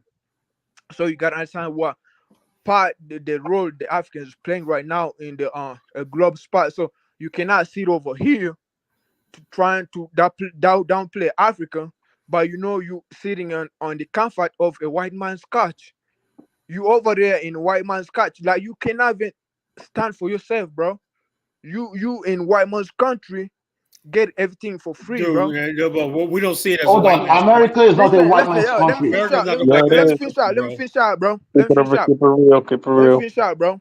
Like yeah, you cannot you even like I'm trying to be like I'm trying to make you like have a self reflection. You as yourself, you like let me put it Yo, this way, bro. bottom line is this is Wait, what wait, I'm wait, talking wait, about wait, with wait, wait, wait, wait, wait, wait. this I got African put babble. this in This this is way so you can African babble. understand what You I'm talking guys about. are Listen, the listen, problem in listen. Africa. Not No, the listen, neo-colonials, not the white listen, man. People listen, like listen, this listen, listen, are the problem. listen. I got put it in this way so you And can these guys will sell you understand out what in I'm a saying. freaking minute. They'll sell Africa out in a Man, freaking you got market. to stay on mute so we can Carl, have a let him go conversation ahead. like grown Why? Go people, make your bro. point. Go ahead. Yeah, like I put in this example right here. You in your like as a kid, like you 17, you still in your father's house. So you live in your father's house and I don't live in a white and man's you land. I judging. got my own Wait, shit. wait, wait, wait, wait, wait, wait, bro. So you in your father's house and it's judging either 17 years old that they're still independent, like they move out their parents' house, they paying their own rent, they pay their own food, they pay their own bills. So you still watching your father's TV, you still on your father's couch watching all this going on, and you the one judging other people that moved out their parents' house. They try to make a living for themselves. They still, but wait, so by the time you get off your father's TV, you move on your own. It turns So out you if go that's the wait, wait, case, wait. then Let me finish out. Let me that finish out, means bro. Let me finish out. By the time you move out your father's TV, that's the white man. I'm saying that's the white man. By the time you get your own independence, so you gonna start, you will start face these other problems that these other nations, are the most especially black nations, the problem they face right now, like imperialism. Anytime you try to make your own decision, like my country, like we try to make our own laws, we don't accept LGBTQ all this, and you get sanctions. This type of this type of the games they play with most of these nations, they try and make their own rules, like try and make your own, like stand on your own independence, like try and make you stand for yourself. So you cannot be sitting over here trying to judge the people that made a move for themselves to be a man who they are, while you still sitting on your father's couch. That's a white man, a white American, because the white man is the same person that's the one goes to all these nations to hunt for you. So the food you eating is a white man hunting for that food. The food you're trying to eat. That's what I'm saying. So when you put on respect, But this same when the white man will respect not let to us the I have most, a hunt for our own question. food now. yeah, the top black nation, the top black nations work on this earth, this top 20 African nation. And no any type of black nation on this planet is better than most of these, I would say, top 20 black African nations like Nigeria, Kenya, Tanzania. You cannot find this type of development or any other thing like this in any other black nation. I'll land over there so we can have a conversation, so we I can have a, understand where all of us where we're coming Oh, from. that was a bunch of I have a quick nonsense. question. I have a quick question for the panel. Right, I was on the TikTok the other day, and this guy said that, and I want to know if you guys agree or not. He said that English, and I know this sounds ridiculous, but it was about Africa, and this is a panel about Africa. He said English is an African language. Is that true? So Are I you wanted to kidding address me? You are something you asking said. that question? I No, wanted no, to Okay, because but I he what wanted is was to English address reading. something though? you said He earlier. English he's is a reading. combination of different First, language. the first. English I is a He wanted to combination of reading. address different Yo, dead something you said listen. earlier. languages. Hold Hold on, on, hold on. English He is a reading. The Germanic, first, language, a Eurasian Exact, language, but it nothing to doesn't do with have a us. exactly. script. The script comes Exactly, from but Egypt, from Kemet. there's a The lot of script people like him comes that from do Latin. like The script propaganda. in English does not have a script, right? So the alphabet of Is English that Sekou comes speaking? from Africa. But anyway, Is that Sekou speaking right now? No, that's not So English Sekou. I comes would from never say Africa. that. Who said that so stupid nonsense? Jay, so the first you said something earlier Language is about not an alphabet. Alphabet okay. is just Go to ahead, put you the talk. You language talk. Go into ahead. writing. Oh, Or that's you again. what African alphabet? I You like have to know no this. impulse control, whoever you are. I wanted Yeah, to there's a ask the lot of first You African just something, said alphabet. something if I may stupid, you know. I gotta ask the ask first out. something. This is about the global situation. The world is polarizing into two. Basically, it's the So global South. It's what was really the agreed answer? Is English an African language? we're not really No, even paying absolutely attention not. to that. Okay, Yeah, okay. right. So, but That's an irrelevant question. you mentioned global politics or globalization, right? So, and I wanted to respond to that because I just watched this information about the global South and the North, really, and actually, it's actually United States and Europe, and then the global South is really Africa. It's not even South America, really. It's really Africa. And Why'd you say China that? and Russia stand separate from the global Don't let South. me finish. They may be allies of the global South. So what you have now, whenever you hear them say global South, they are referring to Africa and NATO, right? And there could be a lot of proxy action going on with Russia and China as allies to African How countries. about But Southeast Asia? Sorry to interrupt. But wait, listen, NATO is not only it's left just the borders of Europe, right, and United States and Europe, because it used to be about them coming together AFRICOM so is that they NATO. won't war, with each other. That was the purpose of NATO, right? So now NATO is showing that it is a global force, and it has gone into Iraq and Afghanistan as a formal body. And this will be the battle will now be with NATO and the global South, which would be Africa. So they're fighting over Africa, and we're talking about is English African language. I don't mean to Man, knock they've you, been bro. fighting for No, Africa no, for Knock it you, long was bro. time. But yo. I'm we serious. need to be Dude, serious, really. man, and that's the problem. He who Tribalism wants to is not control the serious. world must control Africa. Yeah, When all Rome right. controlled the So world, he controlled Africa. do you consider and like I was debating him, he was bringing up stuff about Rome and all, but since it's about Africa, I brought that up. But anyways, do you consider Southeast Asia He who part wants of to the global control the South? world must control Africa. Is Southeast Teaching Asia, us. Yeah, South right. Asia, You is South control Asia? Africa through loans, student visas, and some of everything. They don't need to control you much, man. Not even militarily. Control comes in Most different Africa forms. naturally Control is not comes in free different from forms. mass starvation. Man, did you that's know that false. during the First That's World false, War, man. Hey, Africans did not know that there was a war guys, let going me on? pass the mic to Yahoo Condon. John, go ahead and mute yourself, John. Appreciate it. Thank you, brother. Y'all can hear me clear? Yes. Yes. Okay. I appreciate your show, brother. I've been following you for a while now. I appreciate all the work that you're doing. I have a message for. Well, that super chat, John. Hit the super chat. I'm gonna have to do that. I'm gonna do that. Man, super chat. I mean, Hey, moral support is great, but hit the super chat. I got you. I am of Gullah Geechee descent, so I'm straight from America, but I had a wife from Nigeria, so I went to Nigeria and lived there for a month. So now my experience from going over there to coming back here, I understand that the Queen of England, although she's passed, but that imperialism is still in control of Africa, especially Nigeria. They were ruled by the British, as we all know. Indirect rule. Many other countries, they have a strong influence of the British. And then this is the thing, we have to understand many of the cultures, many of the tribes, many of the empires, not everyone originated from this west coast of Africa. Many of them are from the east. The story of the Yoruba, the story of the Igbos, they say they come from the East Africa. They are That's not. that's not true. Yoruba say they came Okay, from Middle that's East, fine, right? that's fine. We could give a percentage and say that they originated or they lived there in West Africa for many, many, many centuries. But for the question at hand, I'll say this. For the Black Americans, because this is where I want to get to the Negroes that haven't been traveling outside this country or haven't been able to experience what's really going on out here.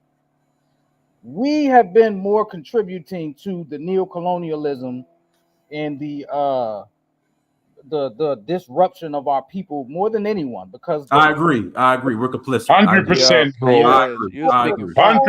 100%. Pachow, pachow. Well, What did you explain. just say? What did you just say? Explain. He got to explain that. That's a serious charge. Okay, so I mean, y'all be He said voting for you gotta Republicans and let Democrats. the man What was explain. Yeah, let Let him the what was the man finish, charge? man. explain. Let the man explain. Go ahead. for the Negroes that are in America, listen very well. You have kept the white man in power just by simple living, just by living. Your insurance company owned by some white corporation. So we die? I'm not gonna say Uh-huh. I'm not gonna say which nation or group of people that they're from, but we all know who owns the insurance companies. We know who owns all the banks. We know who owns all the water companies. We know who owns the gas companies. We know who owns the electric companies. So what does that got to do with Black America? Let him talk. If anyone has been a progenitor in the support of neocolonialism, it has been us. I agree. Yeah, but how he didn't Yeah, make we any all sense. agree. I'll come back later. Kyla, we're complicit. Kyla, we're complicit. How are we complicit? You know, so Because I'm out there. listen, Everybody out there working their let me jobs, finish, going Kyla. there Let me 9 to 5. let me finish, Kyla. I'm muting you. Let me finish. I mean, I think is hustling. It makes absolutely no sense, right? And this is the part I don't understand. Why Black Americans brag about serving in the U.S. military for since the founding of America, just to come back home and get treated like crap. So it's like we brag about supporting American imperialism, and then we come back home and be treated like crap. But that's like one of our talking points. We Yeah, fought build your own. we fought at Yeah, build your own. like I don't get that part. Hold on. Is there an alternative? How many Nothing times we against tried my to people build our own nation? nothing against my people that fought in the U.S. military, but that served the U.S. military. But I don't get that part. At one point the black, the next point the American. Okay, but John, go ahead and continue, John. Go ahead and continue, John. Is Go why ahead and continue, John. Go Black ahead. people just doing their thing? Let me. Why is it hold? Now what you doing? Well, is no, but it's not your turn. It's not your let turn. Africa Colin. off. It's not your. Go ahead, the John. hook Go ahead, John. for the- Go ahead, I'm John. gonna finish, Go ahead, and John. I'm gonna come back. I'll let you know. I just want the room to breathe and us all be respectful of one another. But I'll say this: that by us paying our taxes, by us voting, by us serving in the military, we have kept the imperialism going on. And this is a self-reflection we need to do and stop blaming everyone else. We got to stop doing that. We got to stop doing that. We cannot blame everyone else when we're paying the water company. Who owns the water company? I guarantee you his name is Oshkosh B'gosh. Right. So no water. So when you have a well, you're not. You're missing part of it though, bro, because you got to drink water, right? So are we going to either tear the system down? Hey, Shy, you gotta let the man finish. I can't believe the stupidity I'm hearing. Y'all gotta let him finish. Y'all gotta let him finish. John, are you done? Yeah, I'm just going to say it like that. We have been just as perpetual in the supporting of the neo-colonialism as any other group from South America, the West Indies and the islands, all the way to Africa. So we need to just come together. The blacks in America did start the revolution to help many of the countries in Africa gain their independence and freedom. We started that during the my parents and them started that in the 60s, all the way back. So it's like the African will tell you that we didn't play no role. If we had, how did they do that? I would like to know. I'm about to finish. If we have the understanding, See, most Africans, you talking, and the Africans just said, "How did they do that?" They don't believe you. See, that's what I say. You're not even on the same page. That's not true. That's not true. Yeah, some of us I'm know. African. I believe him. I know what he's saying. No, I know what he's talking about. I can give you an you gotta example get right this now. guy to shut up. This guy's a Don't bigot. generalize. I'm from West Africa and I believe this, John. John He's is always saying the fact. generalizing. Who is John, this guy? I like I said, I had this conversation with Obadiah Cabone. He said, if you're in America, you're complicit. The same. You're complicit. The same system we it's only because you have a weak heart. You can't take the truth. Can you not overtalk me? Can you guys not overtalk? Can you guys not overtalk me? Can you guys not overtalk me? Thank you. So this is what Dr. Cabone said. He said the same system we complain about, our tax dollars funded. Period. We're complicit. But Kala, can I ask whose tax dollar is going to Ukraine? Whose tax dollar is going to my tax dollars? I mean, we're complicit. Okay. Right. Kala, can I say you got to something? speak more to it. That's why. So in other words, what about the people who voluntarily? I'm talking. That's why I don't understand this infatuation with black people, ADOS, FBA, and bragging about serving in the military since the beginning of the foundation of this country. I don't get it. Like, I don't get that part. Like, Can I tell you why it happens like that, Dynast? I'm not done talking yet. I don't get it. Like, we brag about how we served in the military. We go, we fight, we get killed, we get slaughtered, and we come home and get treated like crap. Like, I don't get it. I don't get it. Hold on. Commonwealth. How do you feel about that, Commonwealth? Let me hear from Commonwealth. Yeah, these are black immigrants. They're over here. I guess they're contributing too. Yeah, no, they're complicit too. Go ahead, Commonwealth. Thank you, Dynas. I appreciate that. When it comes to serving, I understand where you are coming from, Dynas, but it always comes back to the fact that the United States military, I know you may not agree with me, and hopefully I'm, of course, staying on topic, but the peacekeeping efforts that this country, the United States, has made to keep the world solid. When we're looking at liberal principles, when we're looking at capitalism, I don't think many people understand that precipice that we are standing on, that if it were not the United States, we would fall completely head into toes into fascism. It's even more difficult in Europe. What? I think we would even have had nuclear war. Sorry to interrupt. Go ahead. With ADOS, FBA, regardless of how they behave, they do have a history of serving. So I do respect them in that regard. They do serve. Oh my God! Can I quickly, Dynast, please, if I may? I don't want to. I haven't had much to say. I've always, been interjected. But in answer to you don't get it. This is strictly what it is. Life happens on different levels, and the emotional level is like one of the deepest. And the emotion of the African American is to be as close to the white man as possible. There is no black person. There is no black in the world who's doing it more than the African American. They are more close to anything white than any other black person in the world. And unless they get that in their head, they'll What? always be pointing the finger. Oh, and when There you was go to a a black Dragon, if I church, may respond, Can yeah, I Dragon, respond? if No, I no. may Can I there respond, was respond? you because go an, you to a didn't, black church, there's no Let's white if I people just may there. tell ourselves the respond, truth. please, Can I respond? Dragon, there was Danis, I Dragon, haven't yet please, Daniel, finished. I If need I to may, I, speak, please. Jagu, This is Jagu, Sekou. I can't. You know, you got a point. And Dragon, I'm if I may there And when reference you go bruh, to points bruh, to and everything you entirely see white and black irrelevant. brother living Danis, together. if you can allow me to finish, brother Danis. go ahead. I'm gonna pass it I'm to I'm I'm Commonwealth I'm and Sekou. Go ahead. I really do appreciate the guy who last spoke. I think his name was John. You were calling him John, but I was saying Paye. You see, firstly, I think the pointing of the finger and the bickering has to lessen. We have to heighten the respect of the way we speak to each other. We cannot be generalizing anyhow, because especially if we're sitting in America, I would say to you that you know very little. But I must say that Dennis, I don't want to. I'm not a brown noser, but you see, I've watched Dennis over the years before he started any podcast. I've watched him, and Dennis comes with a very open mind. It doesn't. Nobody has to know everything, but you'll have to be open-minded. You can't come with a engineered position, especially when you're talking about growth, especially when you're talking about the task of building. We've got to listen to each other, guys. I'm saying what I'm saying because I recognize it. I recognize it growing up in this country, being to the States, living amongst Caribbean people. The closer we are to the white culture, the more damage we are doing to the African culture. It's as Dragon, simple as that. please respond, because Dragon Can I respond? It's Hold my on, turn. one mic. Let me hold on. Commonwealth. Let me pass it to Sekou. Yes.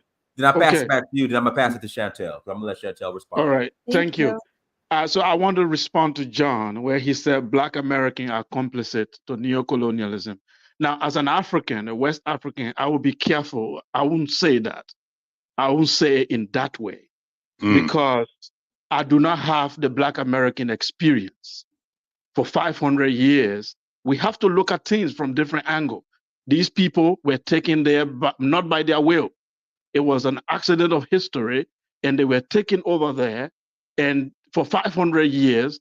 So you cannot say after they've stayed over there and built a nation together with white people, continental Africa did not participate in their emancipation. They did it by themselves. So to now say because they live in a white-dominated country, so we can just throw the judgment and say they are complicit. I think I will be very careful as an African to say that. What I would say, however, is that the collective Black intelligentsia in the world has failed. We have failed as a collective, continental or wherever. We have failed to build a powerful Black state that will protect us from the 500-year humiliation. This was what Garvey was crying about, and people don't understand it.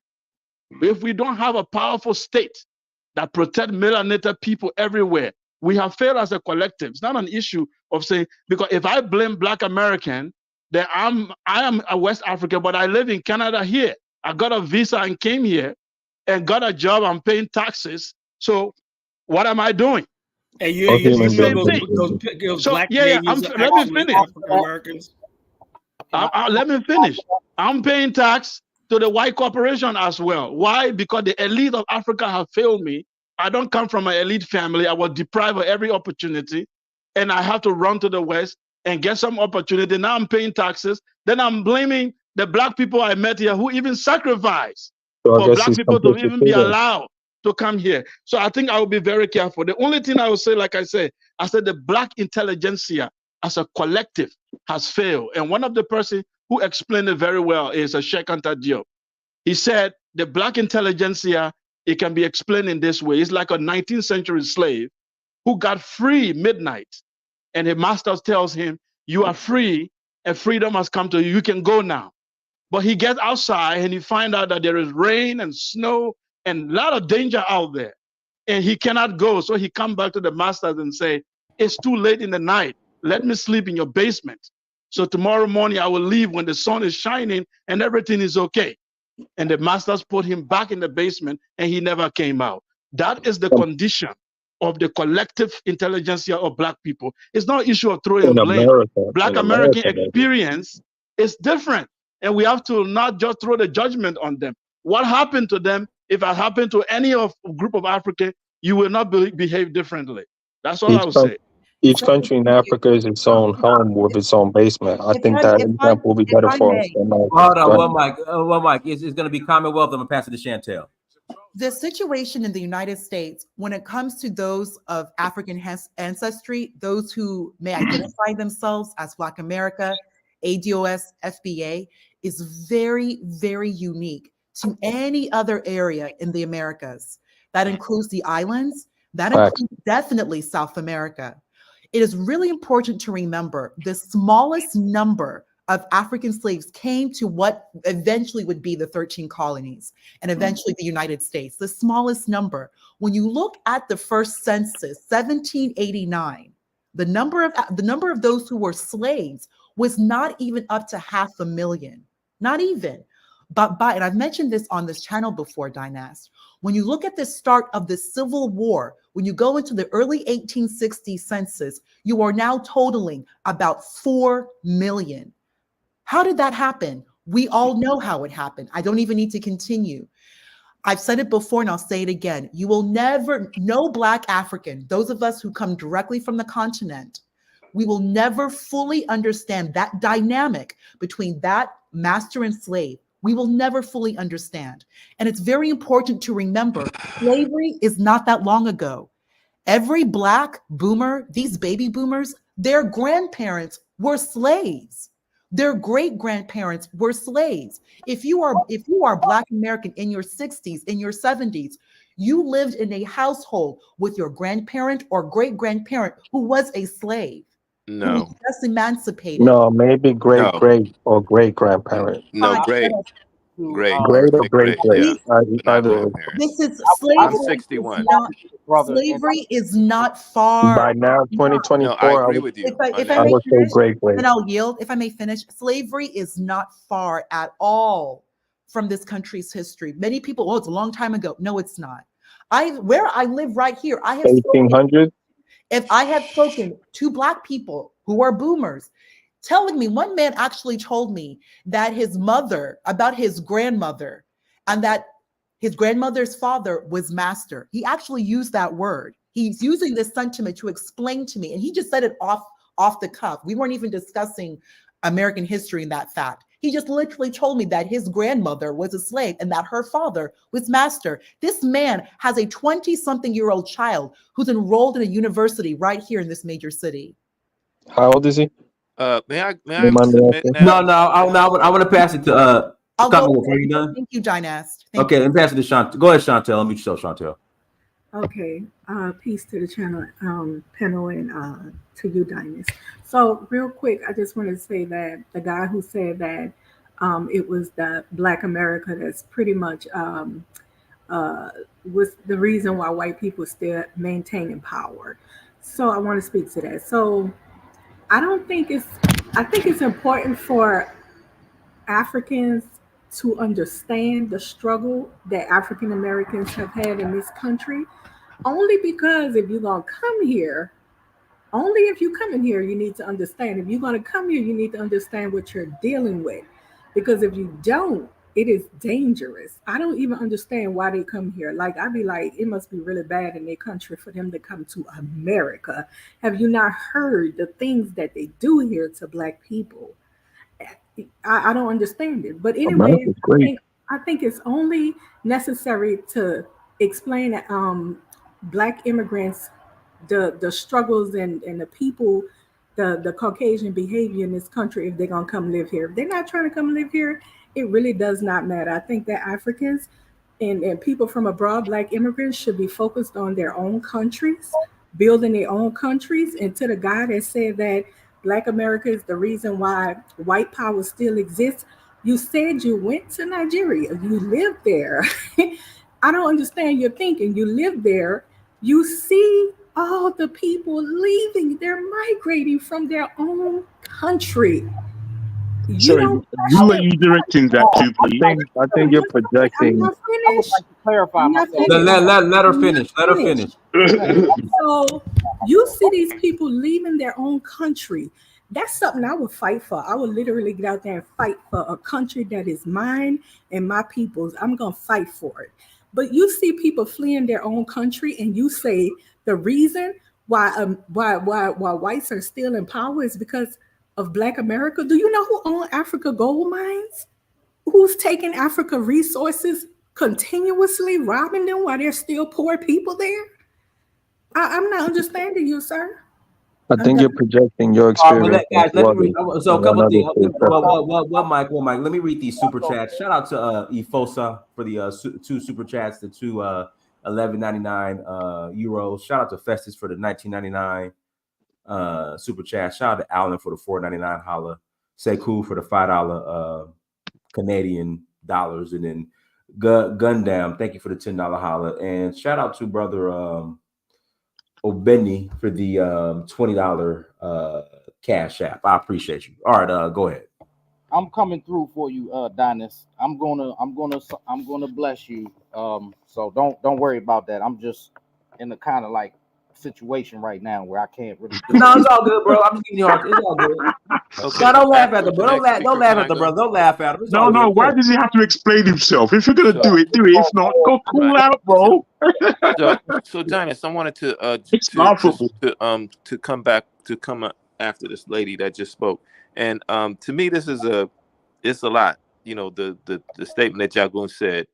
There's some truth to it. However, when you're living in a situation where you have to survive, right? I don't need to even say this is common sense. You're gonna be complicit just by survival. So that means that you have to tear the system down. You have to debilitate it and make it, not go away, but you have to tear the system down or work toward doing that. If you're not going to be complicit by default or survival, and then the sister that's talking about FBA as an acronym, 40 to 50 million African Americans never even heard. Most of us have never even heard of FBA, Foundational Black American. Most of the 40 to 50 million of us have never even heard of American descendants of slave, Okay, which but that we're not identifier, foundational Africans, by the way. excuse me, which as an identifier begins your history with slavery, which is, I don't think does us justice if we use American descendants of slavery. I think that is a very not a good identifier. So It's for not me, ugly. so for me, really, the truth of the matter is this is about education and the intelligentsia, right? That we do have among Africans in the globally. I would say the large part of it comes from African Americans, with Africans as well and Caribbeans adding to it, but primarily from African Americans developing a Black studies or Africana studies, I would and agree. I would agree with that. and that needs to be spread around the world, and that needs to be the impetus for creating manufacturing in Nigeria and Kenya and other places, so that we can have the machine that can lay the railroad tracks or whatever. We can do that. There's Africans in America that can do that now. There's Can I engineers quickly in follow America this? that could go to Kenya and help to build that. We don't even need to pay Russians or Chinese people to do it. Are we serious? We're not Go on. serious, and that's the problem. Well said. Did you Can I say come in quickly, Dennis? Just very quickly. I beg your pardon. Jagu, let me let Chantel respond first. I'll pass it to you. Go ahead. Okay, I didn't quite catch it. Did you hear? Did you say that foundation? You said something about foundational Black Americans. I said of the 40 to 50 million African Americans in this country, most of us have never even heard the word FBA, don't know what it means, or foundational Black Americans. Most of us don't. It's a unique. Now, I'm not saying that as the definition of it, I would fit the definition of it, but I don't identify with it because the people early on in the conversation a year or so ago, when it was really exposed in Black Twitter, were very negative and was spewing a lot of vitriol toward Africans and Caribbeans and Pan-Africanists. Okay, So so let me it ask you turned me this. off, and it was really almost a hate group. Really. Okay, so okay, I definitely agree with that. But let me explain this real quick. everybody don't consider themselves FBA. I consider myself ADOS. I like the term ADOS.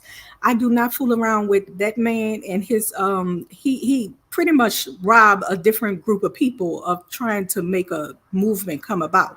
So What is the everybody difference? does not subscribe to the FBA thing. I definitely do not subscribe to that. And when you get to defining it, foundational Black Americans, we are not. Nobody can really put a hand on who's foundational Black Americans, because slavery, they had Canadian slaves in Canada too, as well as Mexico.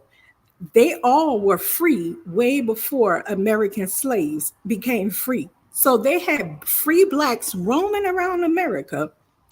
And that is how our ancestors, the American slaves, found out about the promised land, the land of freedom, because they saw many free Canadians that was enslaved, African Canadians, roaming around free. Where does So your homeland come in your definition? Where's That's the why you can't African part project. of your I'm getting there. identifier? I'm African American, but what I'm saying is that there were already free Blacks roaming around America before African American people were free. Do you That's, understand? They were No, I already don't understand the educated. relevance of that point. that's why we With cannot me, project I our don't understand the experiences relevance onto of others. that point when I was just talking about ADOS being an identity. If you identify with that as your You didn't name, say anything about ADOS. I said oh something about ADOS. yeah, I told you I I'm don't lost in it. identify with And FBA. I'm I, ADOS. I do I Right, not would and like identify to I'm add with saying that if you that's FBA. say why you're we have to ADOS, then respect each that's an other's experiences. organization. You're part of an organization. Or are you using that as an identifier of who you are? Right, Because if it not is who you FBA. are, it has nothing to do with the origins, the land base from where your people come from. Because your history didn't begin with slavery in America. It began in Africa. No, that is not the case, sir. We all know that we are Africans. The diaspora is Africans that was kidnapped by other Africans and I, sold to Europeans. We know about the business they had going on with that's the So purpose of the when did slave we market. stop becoming I African? think when we After one start doing generation, two Pan-Africanism, we start generations, three doing generations? One second, When y'all. did The we stop purpose of becoming African? slave dungeons being built because they wanted to be able to hold sail up on. here, quickly do the When did we trading. stop becoming African? These, After these one things, generation, We've two always generations? had that culture line. That's our these ancestors. things, But we'll these add things cause mixture. So One the confusion. second, question I I'm have for gonna be you, quiet. We'll add mixture of people. Our right? I ancestors agree, were great. but So we got Caucasian, we got right, the indigenous true, blood. We'll add mixture of true, people now. right. But We're we're no still longer primarily African. African. Our We have more African than ancestors we do were any of those African. other admixtures. Our I agree with you on that. ancestors, we But have we their have more Being, lineage. African ancestry than we do European or Native American. Yes, you can So, being, say that. where is that in your name? Like John Henry Clark said, your name should have the where you are, where the place So that when it your says nation Africa, and when it your says ancestry. I think this causes American confusion. descendants of No, it doesn't slaves, cause confusion. We It's can't, simple. hold on, let me finish. Let me finish. You're not even in a Everyone has conversation. the We're same. me and her are dialoguing, and then you can go after. I'm Oh, done. all I'm saying is this, and I'm gonna be quiet. Your focus is on America for I guess to fight white power or whatever.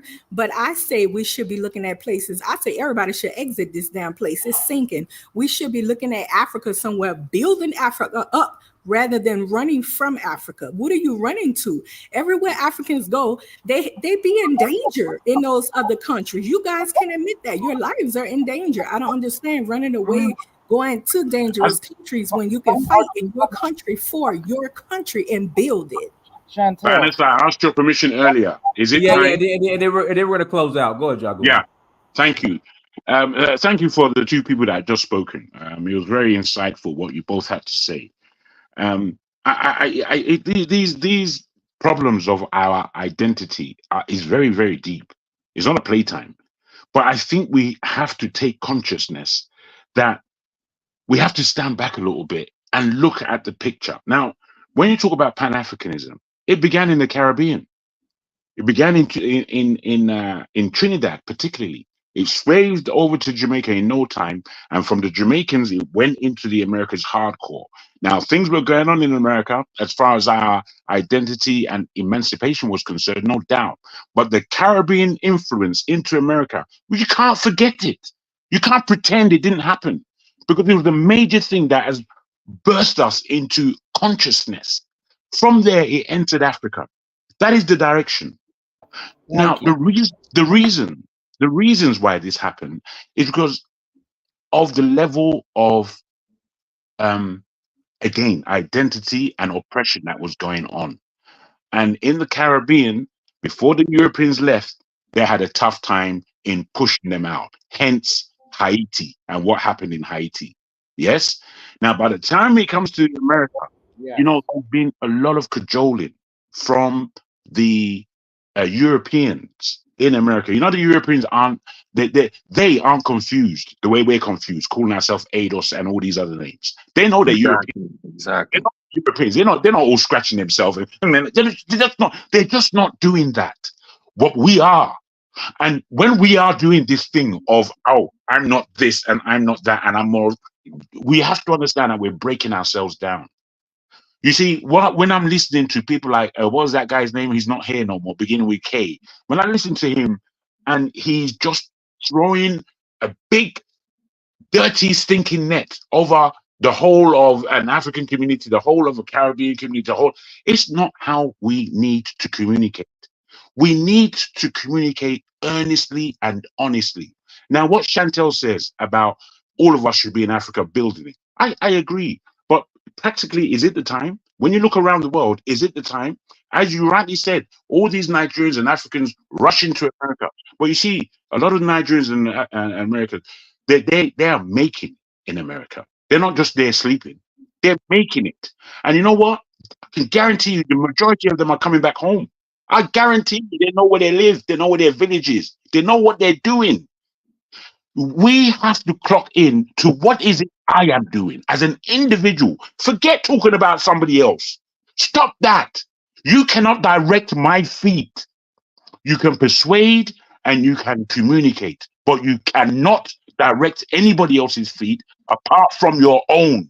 And unless you're taking up your own cross, don't ask me to carry yours. Don't ask me to carry your cross. I've got my cross and I'm carrying it. You understand? So I'm just begging everyone to calm down from the highfalutin bedroom coordinated emancipation. It's not going to happen from your bedroom. You understand? It happens when you leave your house and you begin the battle. Thank you very much. Excuse me, guys. Can I say something before Diners closes? Yeah, they will close out. Go ahead. Okay, so first of all, I was here like literally like 30 minutes ago, and I've heard people say so much. Well, aside from Jagu and I think the Igbo lady on like the top right, a lot of people have said things that don't make sense. I'm probably like the youngest person here, so I don't mean to disrespect anybody. I'm literally like 19 years old, and one of you said something that really stuck with me. He said something about the intellectual institutions, like the basically referring to like the smart people amongst us blacks in general. Referring to like Black Americans. I don't know what he called it. I think he said FBA or something like that. I'm not sure, but like the smartest, the intellectuals, right, amongst us, the whole Black community. And then he said something about Black Americans and Black Caribbeans.